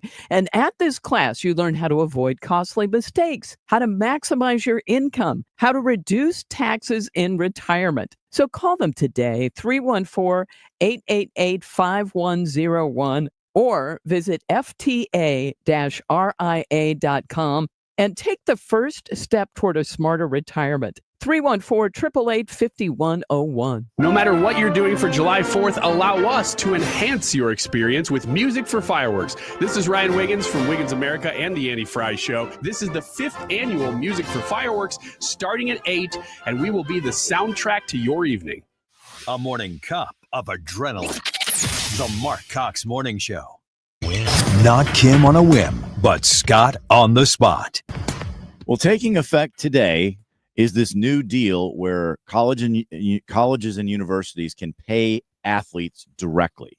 This is part of a settlement between the lawyers for athletes and the NCAA. $2.8 billion in back damages over the next 10 years to athletes who competed at any time from 2016 through the present day. And then going forward, instead of going through third parties, NIL, brands and sponsorships and things like that, this is actually going to be directly paid to the athletes. Drew Young is in here to talk about this because he's indirectly benefited from NIL. Explain that. Yeah, so last week I just got to do a shoot with college athletes for Dr. Pepper.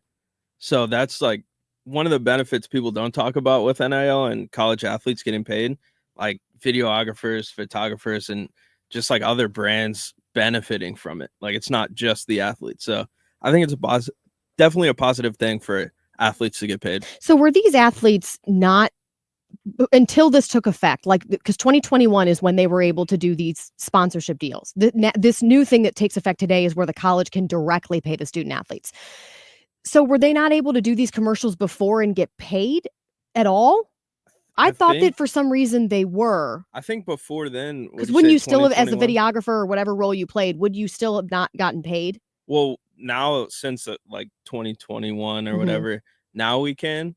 And like brands, just the fact that there's more money in it, they're willing to spend more for these athletes. It means more, like Scott, you talked about the competitiveness between athletes. There's competitiveness within like brands to get these athletes too. Sure. Will this new deal, though, reduce, do you think, the money from sponsorships, or because they can pay them directly instead of having to go through third parties?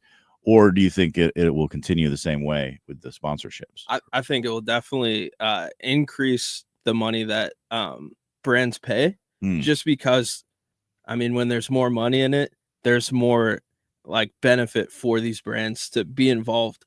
And if the athletes are getting paid, they become like more famous that way. Cause like we talk about Arch Manning, you know, like if I'm a big brand, I want to be like associated with him. Right. So the top athlete. Yeah, I would say it's definitely beneficial. So Ethan, you brought up a really good point during commercial break about some of these athletes, if maybe they're playing a couple sports. Yeah. I mean, if you're a 2-sport athlete, are you getting paid twice? Yeah. Like for this $20 million pot that these schools have, if you're somehow you're just a stellar athlete and you're the, Russell Wilson. Yeah. Like you're really, really good in both sports. Can they double dip? I mean, Travis Hunter, two-way player. Maybe he's getting. I have a feeling it's probably a lump sum. Yeah, but would it not be more though?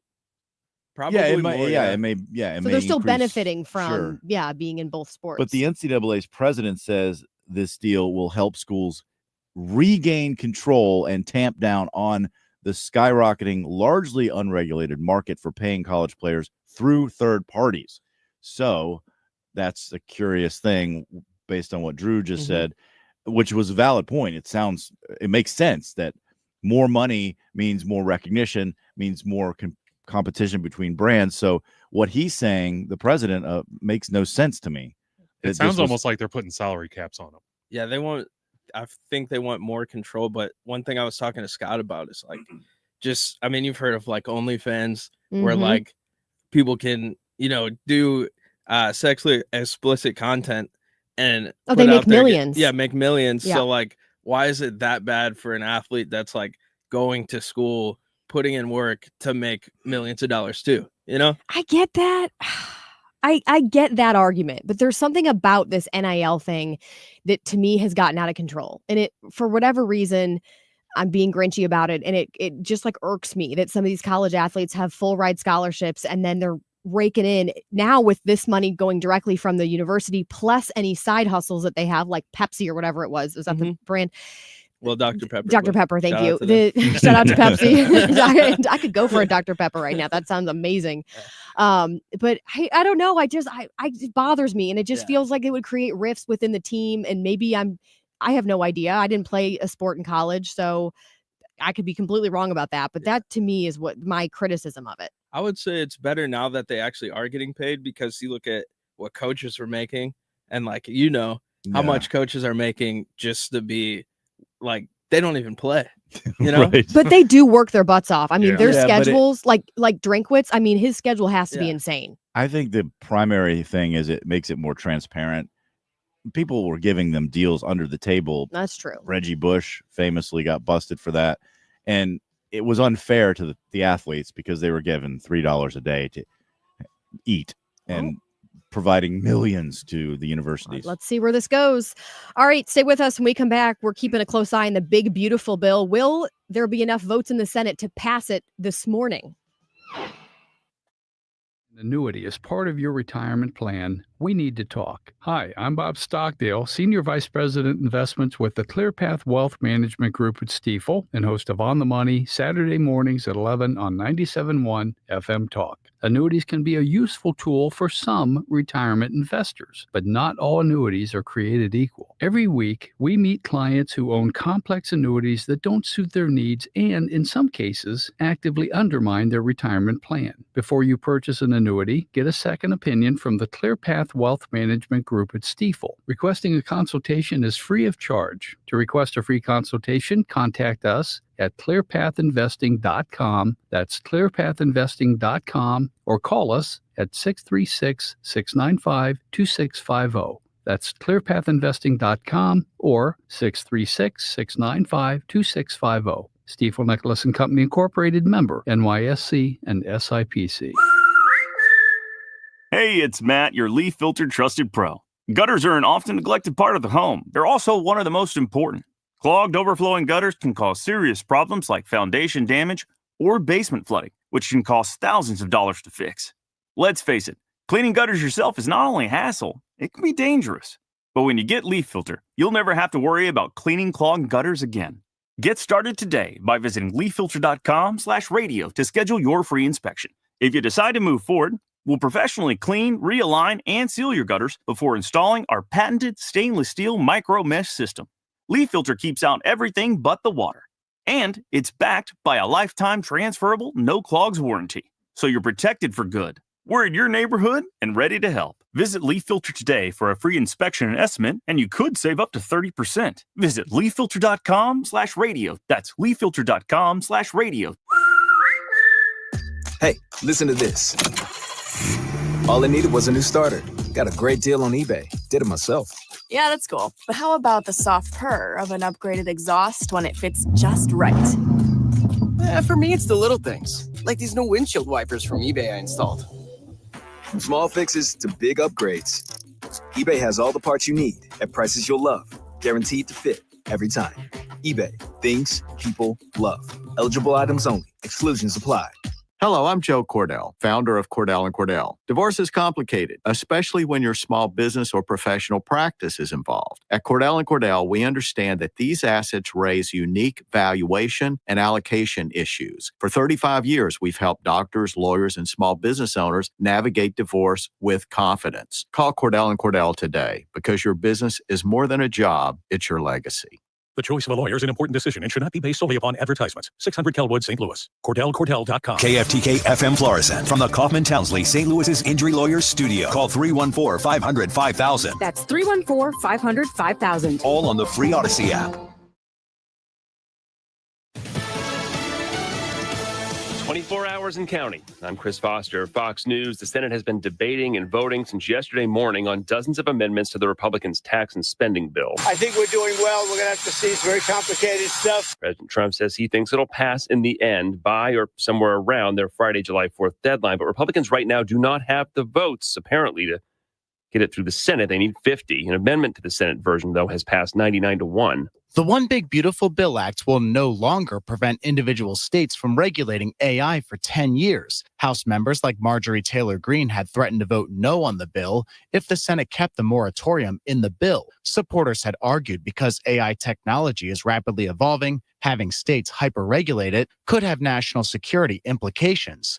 That's Fox's Ryan Schmelz. President Trump is on his way to Florida to see a new immigration detention facility nicknamed Alligator Alcatraz. White House Press Secretary Caroline Leavitt says the detention facility is surrounded by dangerous wildlife and unforgiving terrain. This is an efficient and low-cost way to help carry out the largest mass deportation campaign in American history. Protesters have lined the highway leading to the site, and environmental groups are suing the Department of Homeland Security, arguing the detention facility would disrupt the Everglades ecosystem. At the White House, Jared Halpern, Fox News. Quadruple murder suspect Brian Koberger is expected to plead guilty in Idaho. He is now reportedly scheduled to appear in court tomorrow, where he's expected to plead guilty to the heinous cold-blooded murders of 4 University of Idaho students. The guilty plea will allow Koberger to avoid the death sentence and accept life in prison. Fox's Matt Finn. The deal is opposed by the family of at least 2 of the students stabbed to death in 2022.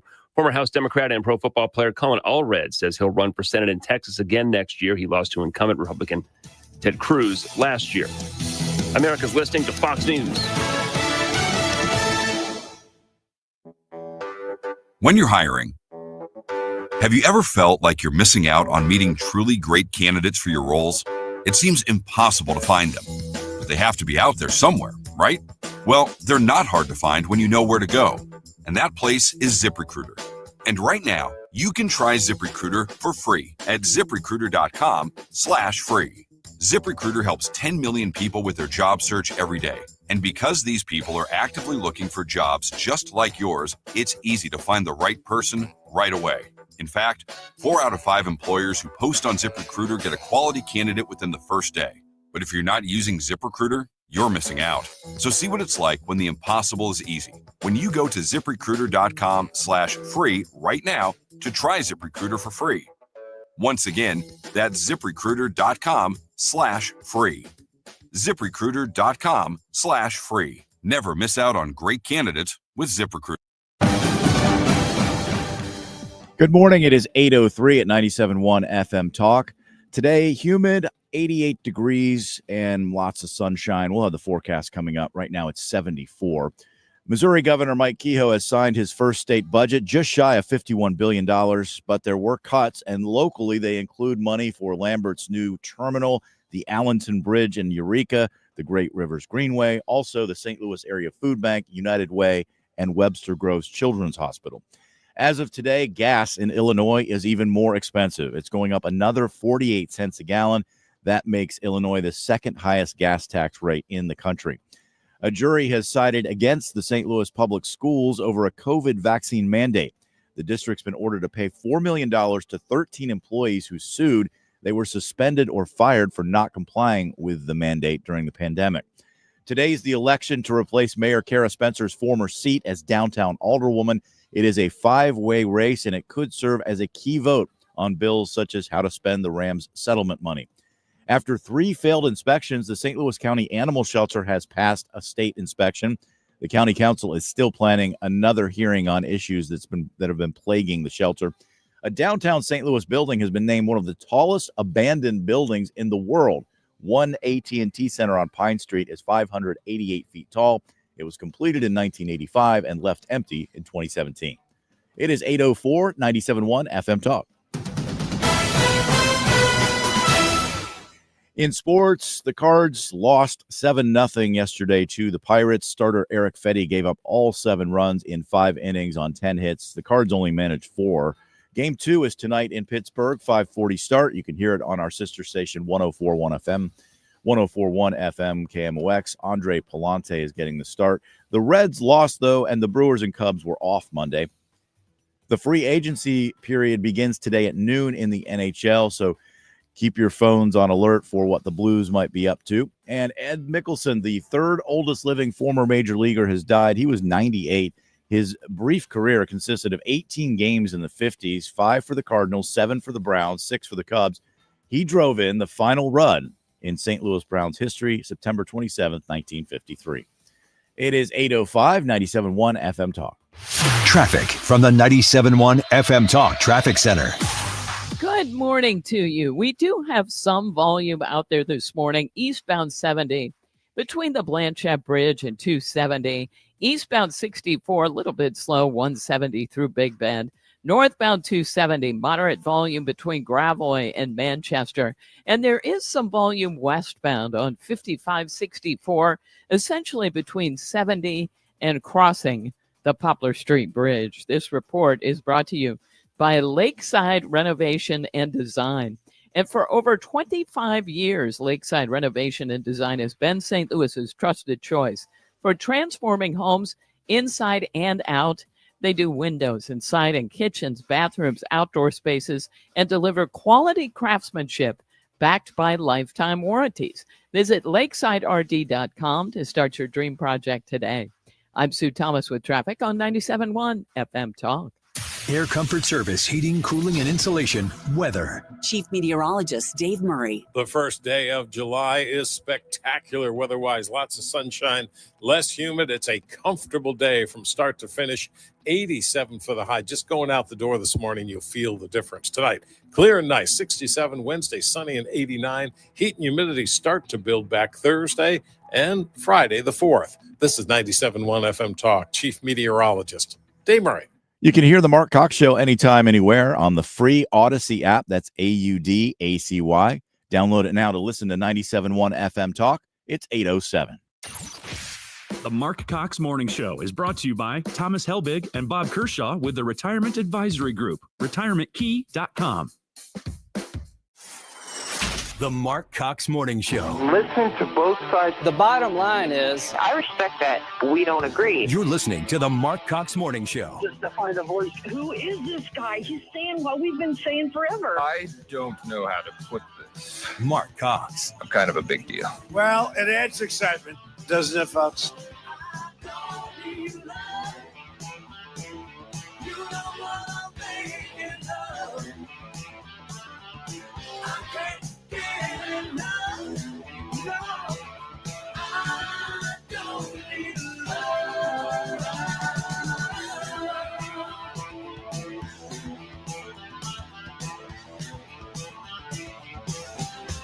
We're going to teach them how to run away from an alligator, okay? If they escape prison. How to run away. Don't run in a straight line. Run like this. And you know what?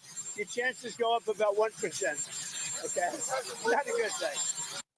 That was Donald Trump just within the last hour as he was leaving the White House for Florida to visit Alligator Alcatraz, as they're calling it, this 5,000-bed facility where they will be able to house illegal aliens. And Florida Governor Ron DeSantis, among others, will be joining him there because they're saying this is about to open up. They won't have it fully done, but done enough where they can start welcoming people. I want to welcome you all to the Marc Cox Morning Show. I'm Kim St. filling in for Mark this week while he's enjoying vacation with his family, alongside Scott Jagow, Ethan Bright, and of course, Sue Thomas. And that is really one of the big stories, of course, the big, beautiful bill, but will be Trump's visit to Alligator Alcatraz. And as you heard him in that soundbite, he's saying, we're going to teach him how to run away from an alligator. Make sure you tell him don't run in a straight line. That's actually the opposite of what you should do.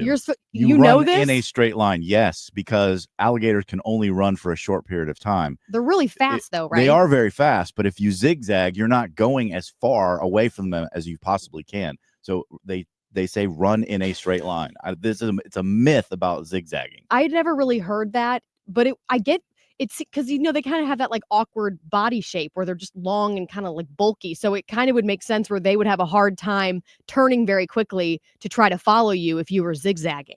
But you're not getting as far as you could away from them because they can only run for a short period of time. So anyway, it's people think I'm that's learning the way a you lot do it. right now, Scott. I'm so glad that you're here because if I ever encounter an alligator, now I will know I need to run straight.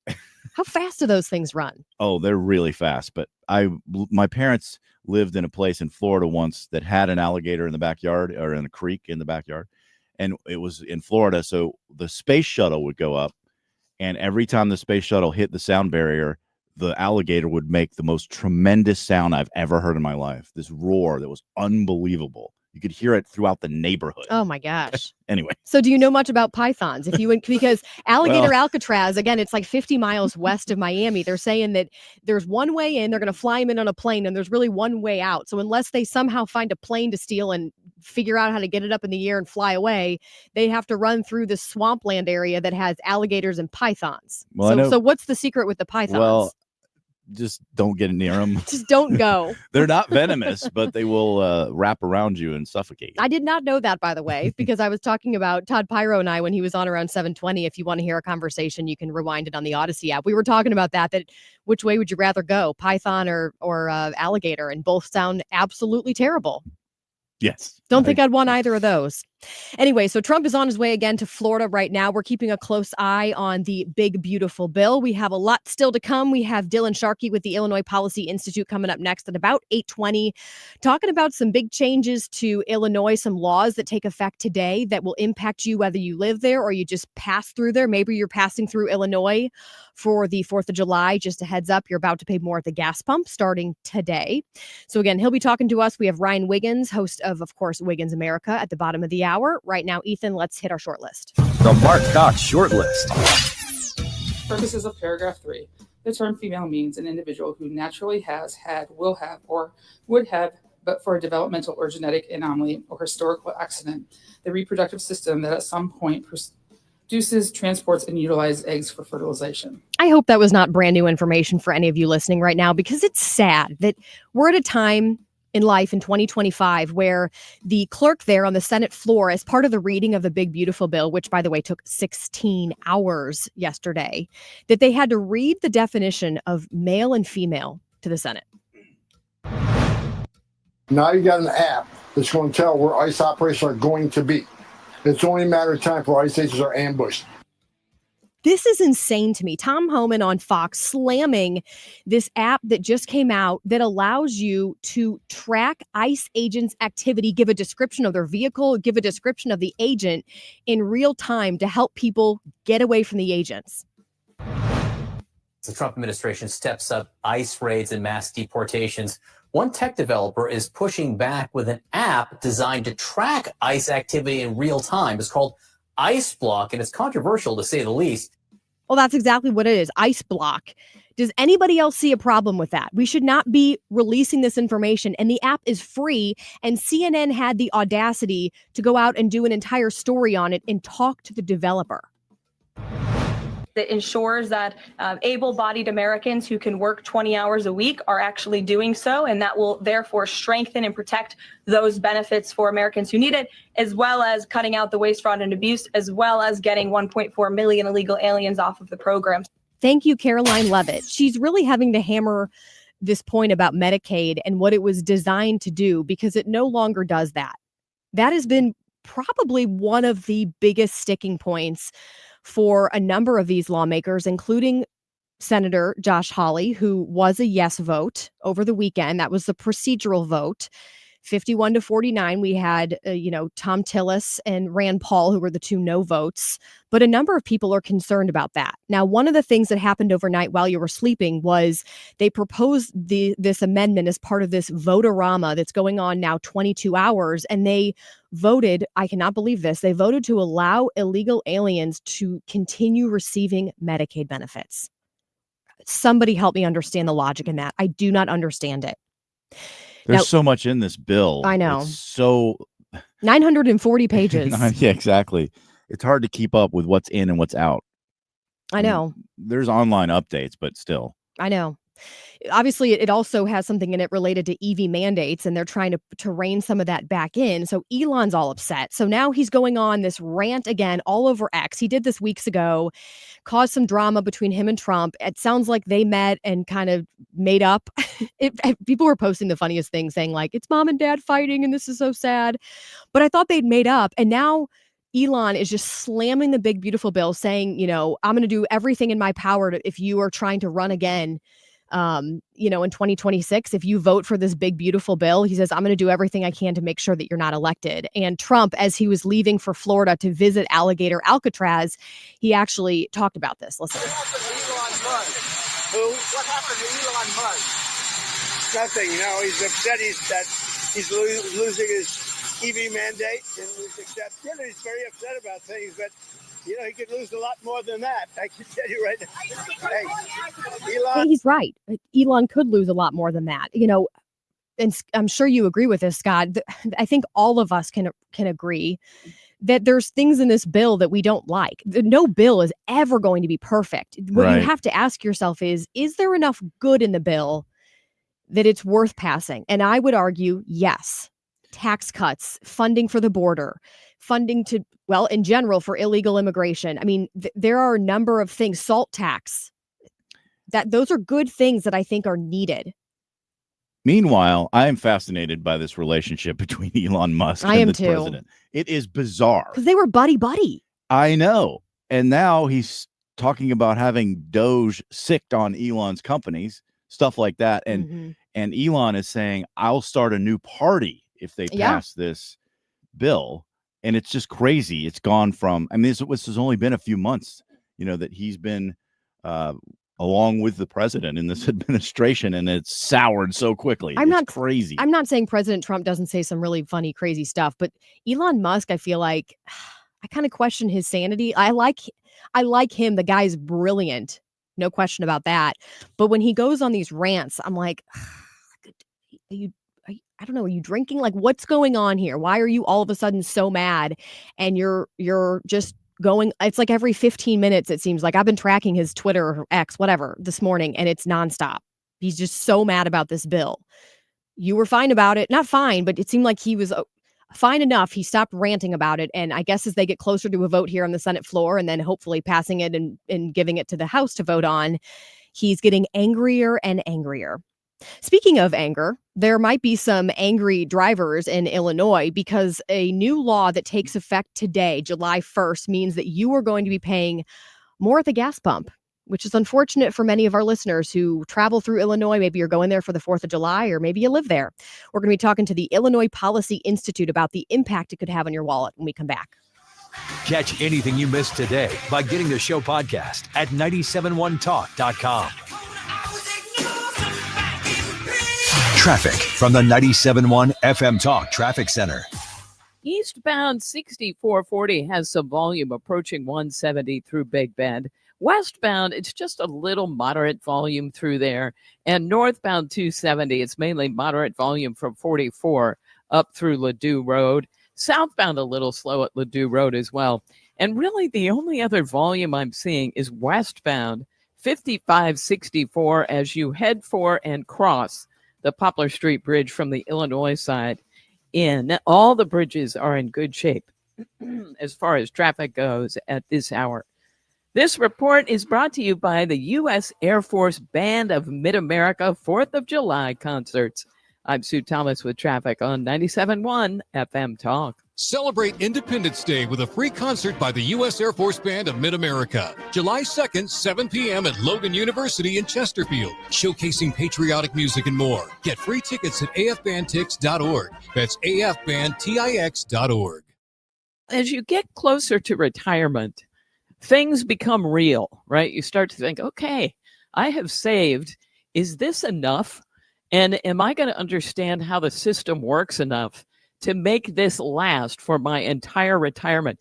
This is something that you need to be educated about, and you need to have a written retirement financial plan in place. This is why this makes so much sense to me. There is a class. It is a one-night class. It's 2.5 hours. It's an adult education class called Retirement Planning 101, and it's put on by financial and tax architects.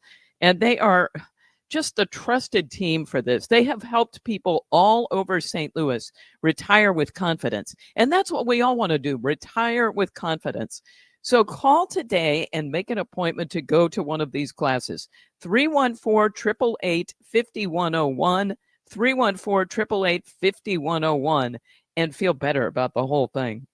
It's summertime. You know, you go to the pool, you look down, you see that you probably needed to lose a little more weight, maybe before you put that swimming suit on. I don't know. Gentlemen, I'm talking to you, obviously.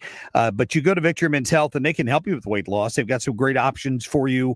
It's just part of what they do at Victory Men's Health to help you feel like you used to feel. Right? Maybe that extra pep in your step that you didn't have before. You've slowed down a little bit as you've gotten older, and we all know we don't take care of ourselves as well as we probably should.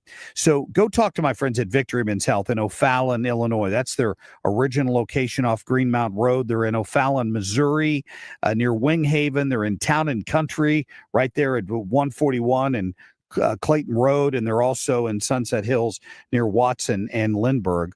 Tell them Marc Cox sent you. Talk to them about hormone optimization or vitamin deficiencies or any problems with your sexual health. Set your appointment today at victorymenshealth.com. Living in reality. The Marc Cox Morning Show. The Marc Cox Morning Show, on the air and streaming at 971talk.com.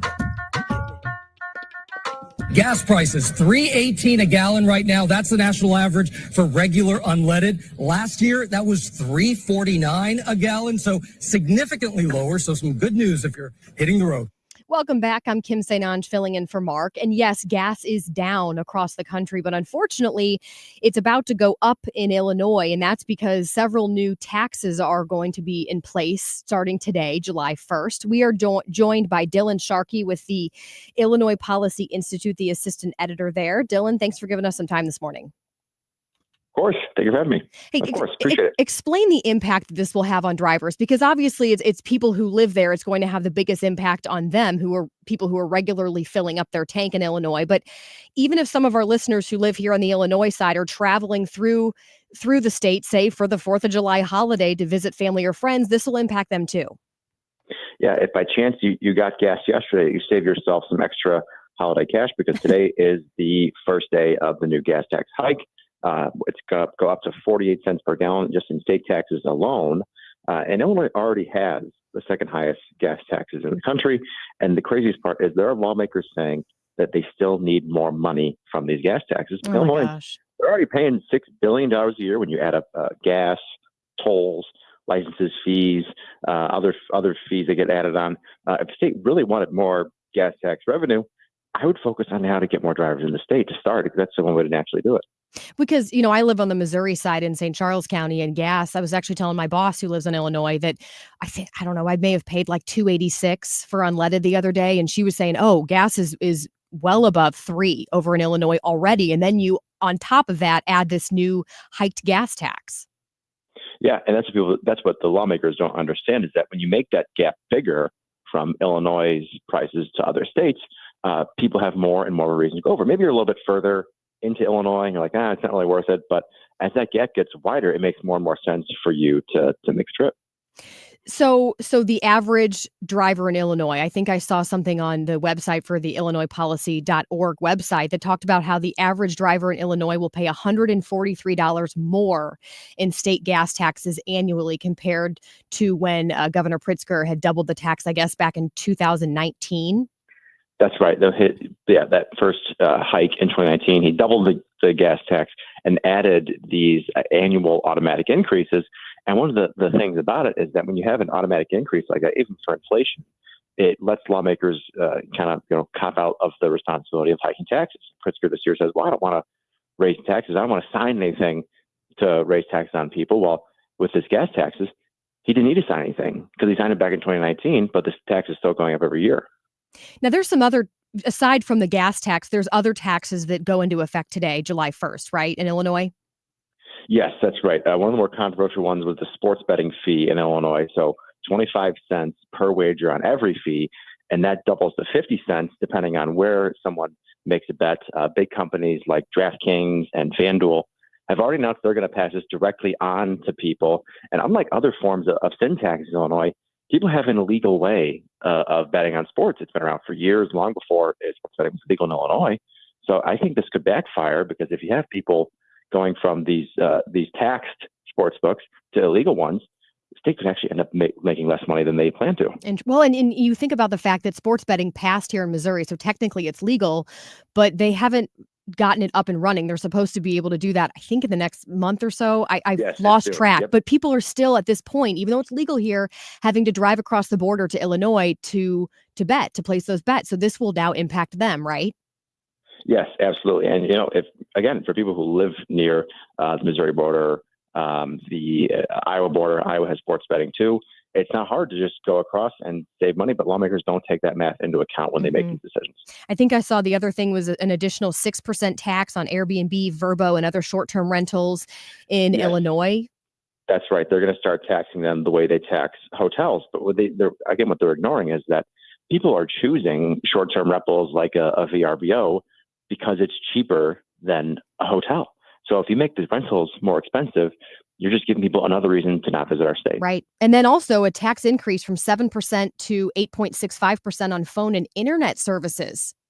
Yes, on telecom. That's right. And this was a weird one. Governor Pritzker, he said that he didn't want to sign any broad-based taxes on working families. Well, I'm hard-pressed to find a family that doesn't use a phone. Right. So that was a sneaky one in there, not as exciting as other forms of taxes that they just put in there hoping nobody would notice. This is the type of stuff that drives people to leave a state, and people wonder why populations are declining here in St. Louis City. I don't know what the population is in Illinois. I mean, obviously you have Chicago and a number of these bigger cities, but I mean, this is the type of junk that people get sick and tired of and they don't want to deal with it. So, hey, I appreciate your time. Dylan Sharkey with the Illinois Policy Institute. Thank you for explaining all this to us. Of course. Happy to do it. Some of the other taxes, or I shouldn't say taxes, changes rather, that go into effect starting today in Illinois. This is just crazy, guys. Okay, so they're going to be having state agencies start to collect and report gender-inclusive data. So starting today, male and female categories will be removed. To conform with gender-inclusive initiatives, state agencies will collect and report data for man, woman, and persons who identify as non-binary or gender non-conforming categories. Ugh. And then the other thing is it's going to require public schools to teach students about the environmental effects of climate change by the 2026-2027 school year. So if you have your child in public school and you've not yet pulled them to instead go to a private school, or you're so fed up that you've just decided to homeschool them, like I know many of my friends have done, this is the junk that they're going to be taught. It's crazy. Our tax dollars are funding these schools, and this is the type of stuff that they're being indoctrinated about. And obviously, it doesn't just end with climate change, but this is part of this bill that was passed that now is going to take effect. It's absolutely insane. The one about the gender data on the birth certificates just makes me want to gag. I just can't even believe that you get to choose that. Like when I go to a doctor's office and it says, sex or gender, whatever they have it listed as, and it says man, woman, or I'd prefer not to say. You prefer not to say? Come on. You shouldn't have that option. Are you a man or a woman? What are your chromosomes? No, you don't get to say you're not sure. You're still figuring it out. I don't know. Tuesday, I felt like a boy. Now it's Wednesday. I feel like a girl. Are you a man or a woman? There's two choices and only two choices. Trump said it best. In this country, it's man and it's woman. That's it. We're back with Ryan Wiggins. Don't go anywhere. Ready for instant curb appeal that comes with a 25-year transferable warranty? Call Rhino Shield today. We do brick, block, stucco, asbestos, aluminum, steel, cedar, and more. Over the past 20 years, we've done thousands of homes, businesses, churches, schools, condos, parking garages, large metal buildings, and strip malls, from Champaign to the Lake of the Ozarks. We do flat and sloped metal roofs to extend their lives too. Proud to be veteran-owned and manufactured in the good old USA. So we're tariff-free. We're exceeding expectations every day. Evaluations are free. A+ rated with the BBB and a lot of 5-star Google reviews. Call 877-25-RHINO, 877-25-RHINO, or 877-25rhino.com. See what we did there? Genius. Tell them, ladies. Don't paint, don't Rhino, go Rhino Shield. Never paint your house again. Rhino Shield. The Cards, the Pirates. St. Ben Cancer Center game time 5:40. Play ball. St. Ben Cancer Center, national leader in cancer. The home of the Cardinals. 104.1 FM KMOX. Point Pest Control is reminding you it's time to spray for mosquitoes. How can something that tiny interrupt your outside gatherings? Have Point Pest Control spray today so your next outside gathering is mosquito-free. 636-798-0023. Mention Annie to save an additional 10%. PointPestControl.com. Hey, Dad, how do airplanes fly? What's in this box? Is this tree good for climbing? How are babies made? What does this thing do? Kids are curious about everything, including guns. Talking to them about gun safety in your home is a good first step, but you can do more. Always keep your guns locked, unloaded, and stored separately from ammunition. Safe gun storage saves lives. Learn how to make your home safer at endfamilyfire.org. That's endfamilyfire.org. Brought to you by End Family Fire, Brady, and the Ad Council. I'm Nicole Murray with Your Money Now. Coffee and tea company JDE Peet's has unveiled a new strategy that aims to simplify its portfolio and organizational model under its new CEO. The group, which sells coffee, tea, and hot chocolate under more than 50 brands globally, targets $589 million of net productivity savings, with more than half of them to be achieved by the end of 2027. Lululemon is suing Costco, accusing the discount retailer of selling confusingly similar replicas of its jackets, sweatshirts, and pants. Fireworks, a hallmark of July 4th celebrations, are feeling the impact of President Trump's trade war with China. In a normal year, shelves would be fully stocked. This year, with a 30% U.S. tariff in place on imports from China, firework fans may find a slimmer selection and higher prices. Futures are slightly higher. Monday, the Dow Industrials gained 275, the Nasdaq up 96, the S&P 500 up 31. That's Your Money Now. Find what you love what you find. A Total Wine and More. There's so much waiting for you. Spirits and beer, thousands of wines. Guides in the know and prices so low, it just might blow your mind. You're gonna find what you love and love what you find. With curbside pickup and delivery available, you'll always find what you love, only at Total Wine & More. Drink responsibly, B21. Did you know you can get your prescriptions for less at your local pharmacy? You can with GoodRx. It's the free app that can save you money on your medications. Just search for your prescription, choose the pharmacy and the price that works best for you, and then show your GoodRx coupon to your pharmacist at the drop-off counter. GoodRx works at over 70,000 pharmacies, including Walmart, Rite Aid, and Walgreens, and it works whether you have insurance or not. It's easy to save. Next time you drop off your prescription, check GoodRx. To start saving today, go to GoodRx.com. GoodRx is not insurance. Traffic from the 97.1 FM Talk Traffic Center. We've got volume this morning on northbound 270, mainly moderate, from 44 up through 64. Eastbound 6440 was a little slow out of Prospect.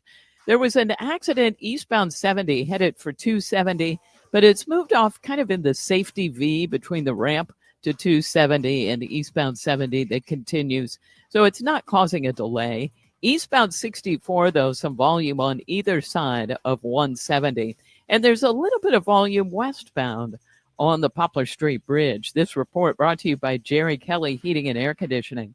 I'm Sue Thomas with traffic on 97.1 FM Talk.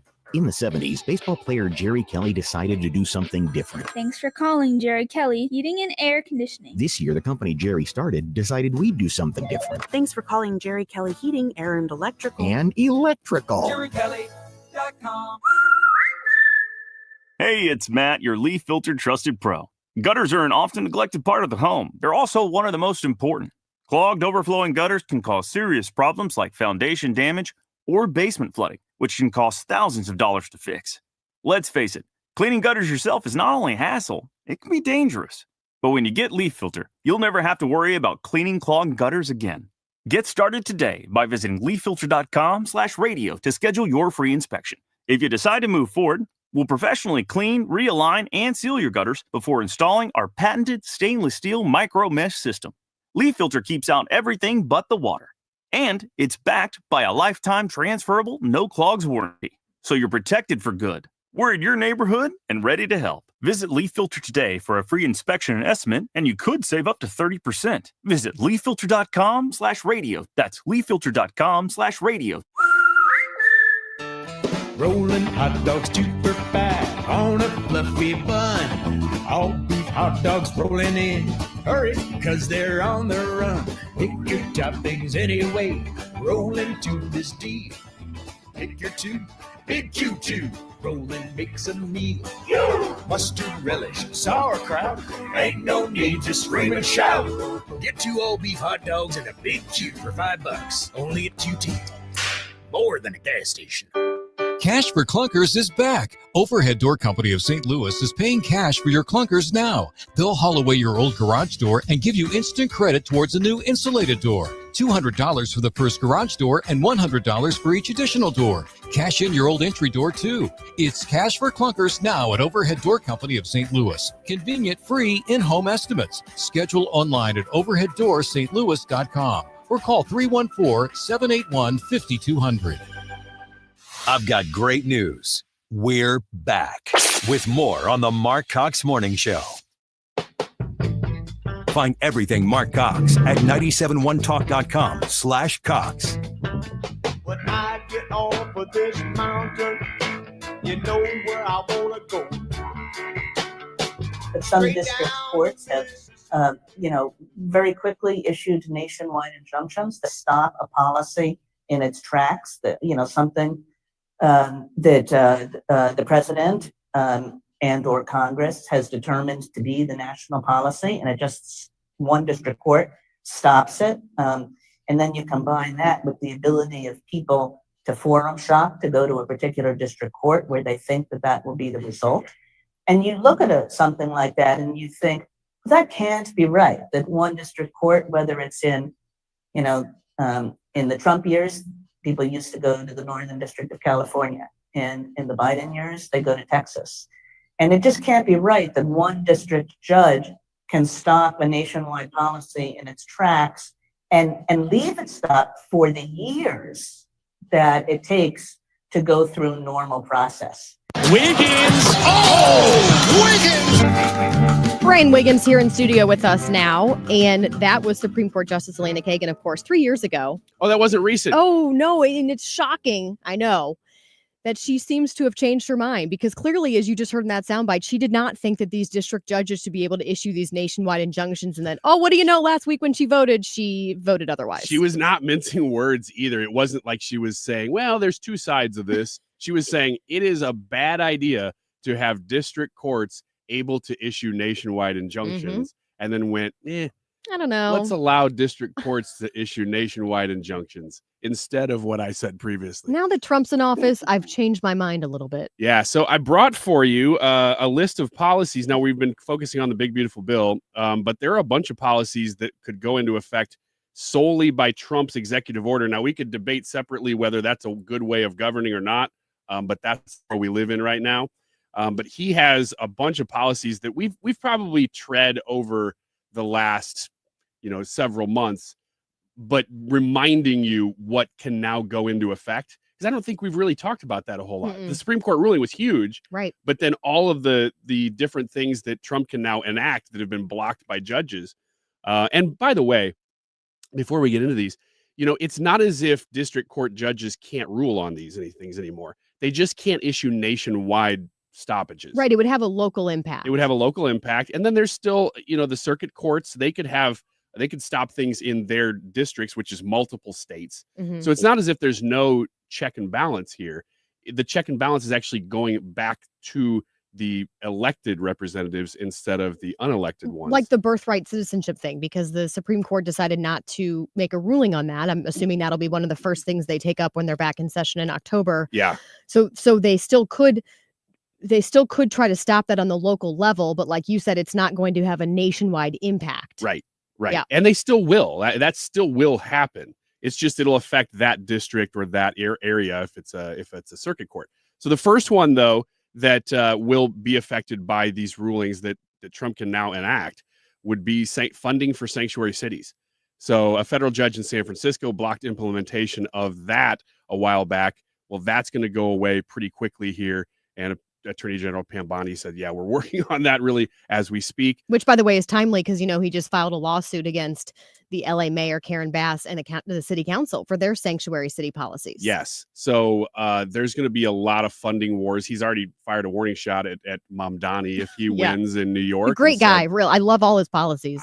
Stand behind him. That guy's finding out now on a national stage what it means to run for office. Because a lot of his past stuff is like, whoa, buddy. I don't think you thought this through. Was it the music video he was in? Or I didn't even see that. Oh, you got to Google this. Just some of the things he said, like defund the police. And he's like, well, we shouldn't defund the police, like Kagan. Like back and forth. Oh, I changed my mind. Yeah. Now that I'm running for a more prominent place. Voter ID. This is one that's very much in the big, beautiful bill right now. Or at least there are aspects in the big, beautiful bill in the House version that don't look to have made it in the Senate version. But President Trump has issued an executive order stating that they would require voter ID and proof of citizenship to vote. Well, that was stalled, but now you don't really know where it is because it'll be like we said before, districts may block it, but nationwide, you can't just issue a blanket statement saying nobody can do it. So that one's going to be really tricky because you're still talking about just federal elections too. So it's not all local elections. So that one's going to be very, very interesting. And you'll probably, unfortunately, see that it'll be more red-leaning states that won't address it. Sure. And therefore it'll be, which it already kind of is. And then the bluer areas will have district courts that'll say, no, you can't do that here, like individually. But it remains to be seen. So that'll still be moving forward. $3 trillion in funding freezes for funding and grants to states while they were reviewed for alignment with the administration's goals and policies. Basically, you're doing things we don't like. I'm above you. I control the money. I'm going to freeze your funds. I don't really understand why a district court was able to stop that. I mean, that's the hierarchy, like it or not, because Biden did the same thing. Right. And you'd be like, well, how could you do? Well, he's elected the president. That's what the president does. He's able to control some of these things. So he's able to start really wielding the power of the purse as the president. 23 states sued to block him from being able to do that. Well, those will have to go through now different courts because the district court national injunction won't matter anymore. So I'll say this. Liberals and leftists and Democrats, not all the same people, are right to have been very concerned about that national injunction order from the Supreme Court. Because of the implications. The it now implications, has. and that's just the first three. There's a couple more here I want to get to before we run out of time. Public school DEI programs. There was a lot of hand-wringing that Trump was stopping these things, and so they just go to a court and they'd say, issue a ruling, and they would, and they'd stop it. Well, that's going to be tough to stop now because these are individual schools. So it's not like they can just go to an appeals court. It's harder to do. Like the voter ID thing, that's going to be tough and patchy. But public school DEI programs, I mean, if you're getting federal funding. I was going to say, yeah, we're publicly funding these schools that are indoctrinating our kids like that. Yes. Yeah. And by the way, it's not just, grade school, high schools. This is colleges too. I think I just saw recently the University of Virginia president just resigned because she would not get along with Trump. And Trump is winning these battles. Taxpayer transgender funding. So not that you can't do it. You just can't require taxpayers to fund it. That's kind of the point here. And the last one, Kim, is a big one. USAID funding. Finally, the Supreme Court decision could permit Trump to move ahead with his administration's efforts to effectively end the U.S. Agency for International Development, end the agency. Which will anger so many people because that has been so controversial. Well, the problem is they would do they're smart. They would do just enough goodwill, like feeding people in third world nations and doing things. They actually did some of that. It's just that J.D. Vance said recently, it's probably about 80 to 90% of the money that those organizations got went to themselves or to political donations and things. About 10% to 15% went to the actual goal of it. And so they would do that basically to run cover. The obvious point of the organization was not to feed hungry children, but they knew that if you pulled their funding, they could scream, "You're stopping feeding hungry children." It's not as if like the merits of doing those things are almost a different debate. The way that it was being done needs to be completely scrapped. Yeah. And now it looks like Trump's going to be able to do all that. So this is all, if you're on board with the Trump agenda, man, it's going to be high flying here soon. I'm telling you that, that song, All We Do Is Win. When did that come out? I was a teenager, right? Or I don't know. I don't know 20s. the song. What is it? Come on. No, is it a country you're just song? trying to make me sing it. I know this, Yeah, go Ryan. ahead, sing it. No, Just all go we ahead. do is win. Come on. I still don't know the song. You have to sing it louder. No, that's all I know. He just says all That's we not do the is same. win. No, it's like a rap song or something. No, I know, but there was another rap song called Win. Oh, and well, it's win. whatever. Either one should be Maybe, Trump's yeah. walkout song because that dude's he's just crushing it. Okay, really fast before we go to commercial break, we have to play this because Ryan, you brought this up during the commercial break. We were talking about alligators and, well, I guess whether you'd rather go by being squeezed to death by a python and then eaten, or if you'd rather be eaten by an alligator if you are one of the lucky illegal aliens who will be housed at Alligator Alcatraz. Oh, I haven't decided yet. I'm still on the fence. Let us know. We'd like to I know. will. But you were bringing up, Scott, about the noise that these alligators make. Yeah, they do make noise. Did you? I've never I even have heard the that clip. that's possible. Okay, I did not know this. Here we go. Sounds like a tiger. Yeah, and the only time I've heard it in person is when the space shuttle went off. And my Does it parents sound like that? Yeah, very, very loud. Wait, when do they do that when they're scared, or is this some mating call, or both? Well, I think the reason that they did it in Florida was when the space shuttle hit the sound barrier. That's what I was told. That they were mad. They could hear it. Shut up. Is that them saying to be quiet? Yeah, and it wasn't something. I don't know if the human ears could hear it, but they could. And so they would. And this went on. Like the roar that they did went on for a minute or two. I feel like I'm at so the zoo loud. right now, like outside the lion or like as a tiger enclosure. Man, that's got to be one of the scariest sounds if you're just alone in a river, which I never am. But also, Scott, are you saying that alligators are anti-science? Like they hear that and they just go, no. They're really just mad about what's happening. They're just voicing their discontent. Yeah, they're against it. Although they're working for Trump now. I guess so. The pythons, do they get a stipend or something like that? Like, do they get extra food? Like, if they catch one of the illegals, they're like, "Hey, here you go." How There's did an extra fish? What do they eat? I don't The only know. way to get to Alligator Alcatraz is by plane. How did they get all the material? I guess they have to fly it in. everything to build the whole facility. I guess That seems like it would be a long process. I don't know, because right now they're just setting up like tents and stuff. I guess they have it set up enough where they can begin bringing people in, but the actual structures will not be built, I would imagine, for a while. Like you said, it's not some simple, let's bring in a truck and just haul it over. It's like, no, let's fly in on these planes. Yeah, all this and stuff. everybody working on it has to fly in, and then where are they housed? They have to leave at night, fly out, I assume. Well, we have learned this morning, I should clarify, that if you're running away from an alligator, you should run in a straight line, Yes. not zigzag. Trump told people to run zigzag. It's not. You don't. Maybe he that's said not what that you to the should do. illegals because he knows that's not what you're Yeah. supposed to do. He's trying to fake them out. I've learned so much this morning here on the Marc Cox Morning Show. CNN headline: Trump always lies, never running a zigzag. That'll be the one we wake up to tomorrow morning. All right, Ryan's going to stick around. In case you guys didn't know, Pride Month is officially over. There's some crazy stuff I saw out of Canada, and apparently Ryan's saying it happened here with some of these Pride parades, what they were or were not wearing. And now some San Francisco bookstores saying it will no longer sell J.K. Rowling books because they can't stand her views on trans. We'll be back. Do is win, win, win, no matter what. Got money on my mind, I can never get enough. And every time I step up in the building, everybody hands go up. And they stay there. Traffic from the 97.1 FM Talk Traffic Center. There is some volume right now. Looks like a slow go eastbound 70 just past Kings Highway as you head into downtown.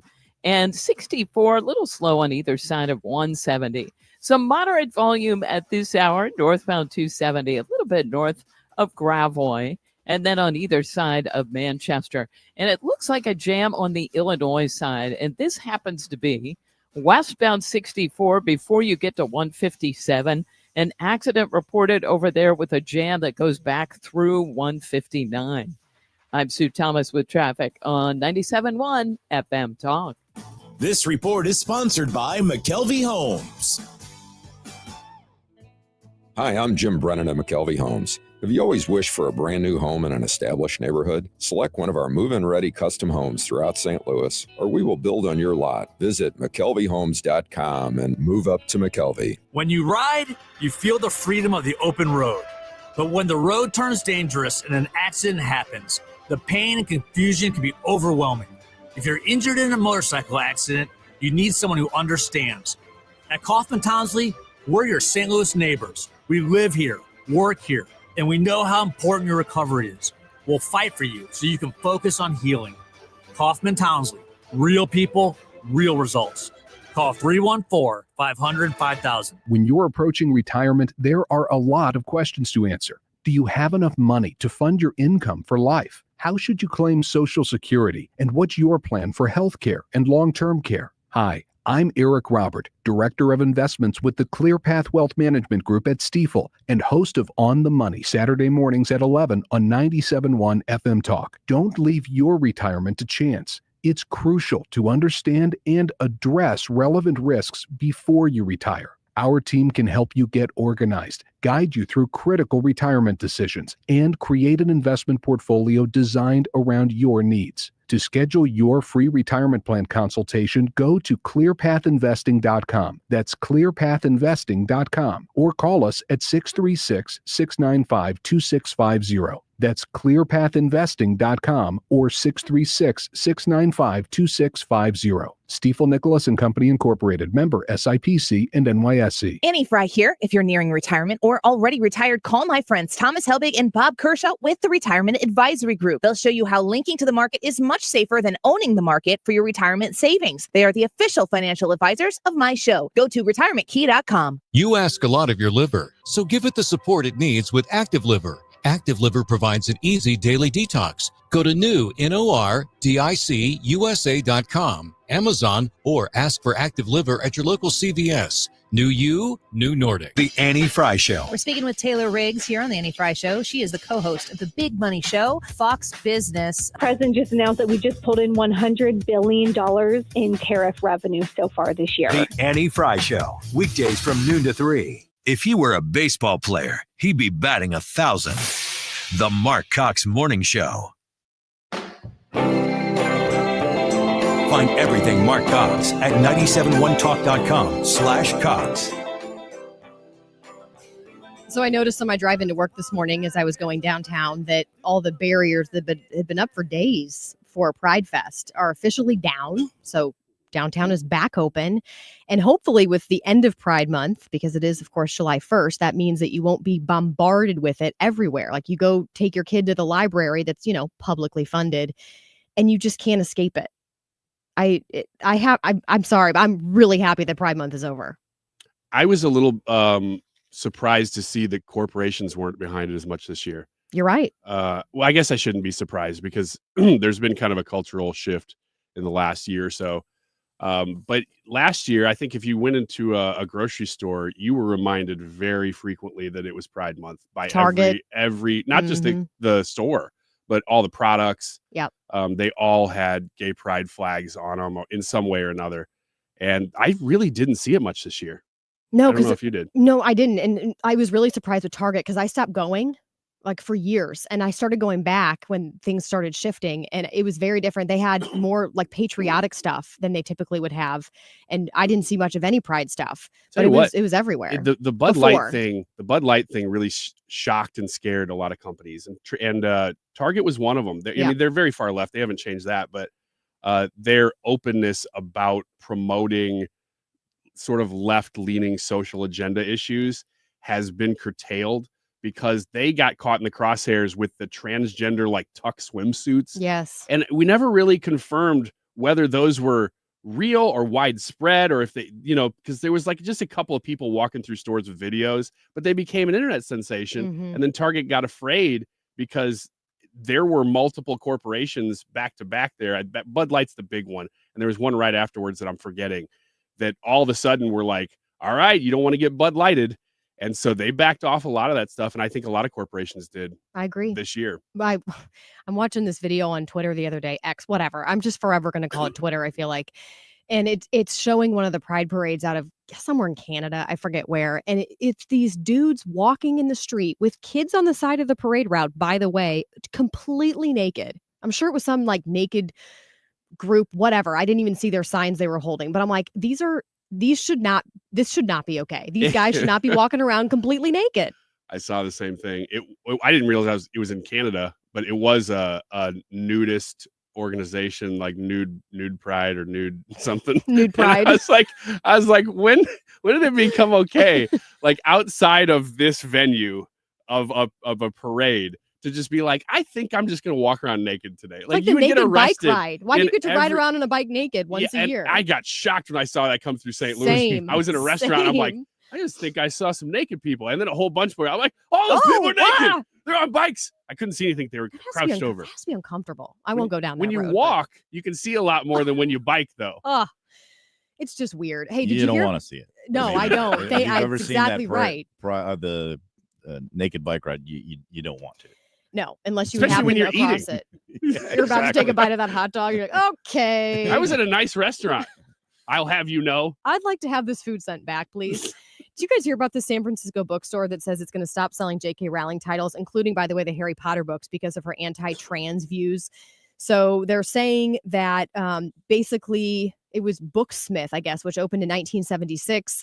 And they're saying the final straw came last month when Rowling announced on social media that she would use her personal wealth to fund the J.K. Rowling Women's Fund, which I guess describes itself as a legal fund to support the individuals and organizations fighting to retain women's sex-based rights in the workplace and public life and in protected female spaces. So it doesn't mention specifically trans people, but I guess this bookstore felt like it alluded to that enough that they couldn't do it. And now that is their right. Just like it's my right as a consumer to not go shop at certain stores where I don't agree with their values. I mean, they do have a right to do it. It's just so fun. This issue in particular to me is so funny because these big corporations like NBC, Universal is super far left, but they are tied at the hip because they have Harry Potter stuff in all their parks. Right. And they're making a new series. They don't know what to do because they're like, we Right. got a lot of money invested here. I know it. All right. That is, of course, Ryan Wiggins with Wiggins America. Hey, that's going to do it for us here in the Marc Cox Morning Show. We're keeping an eye on the big, beautiful bill. Votorama continues. Brian Kilmeade next, followed by Annie Fry and, of course, Mark Reardon. We'll see you tomorrow at 5 a.m. I've seen lots of great examples that my friend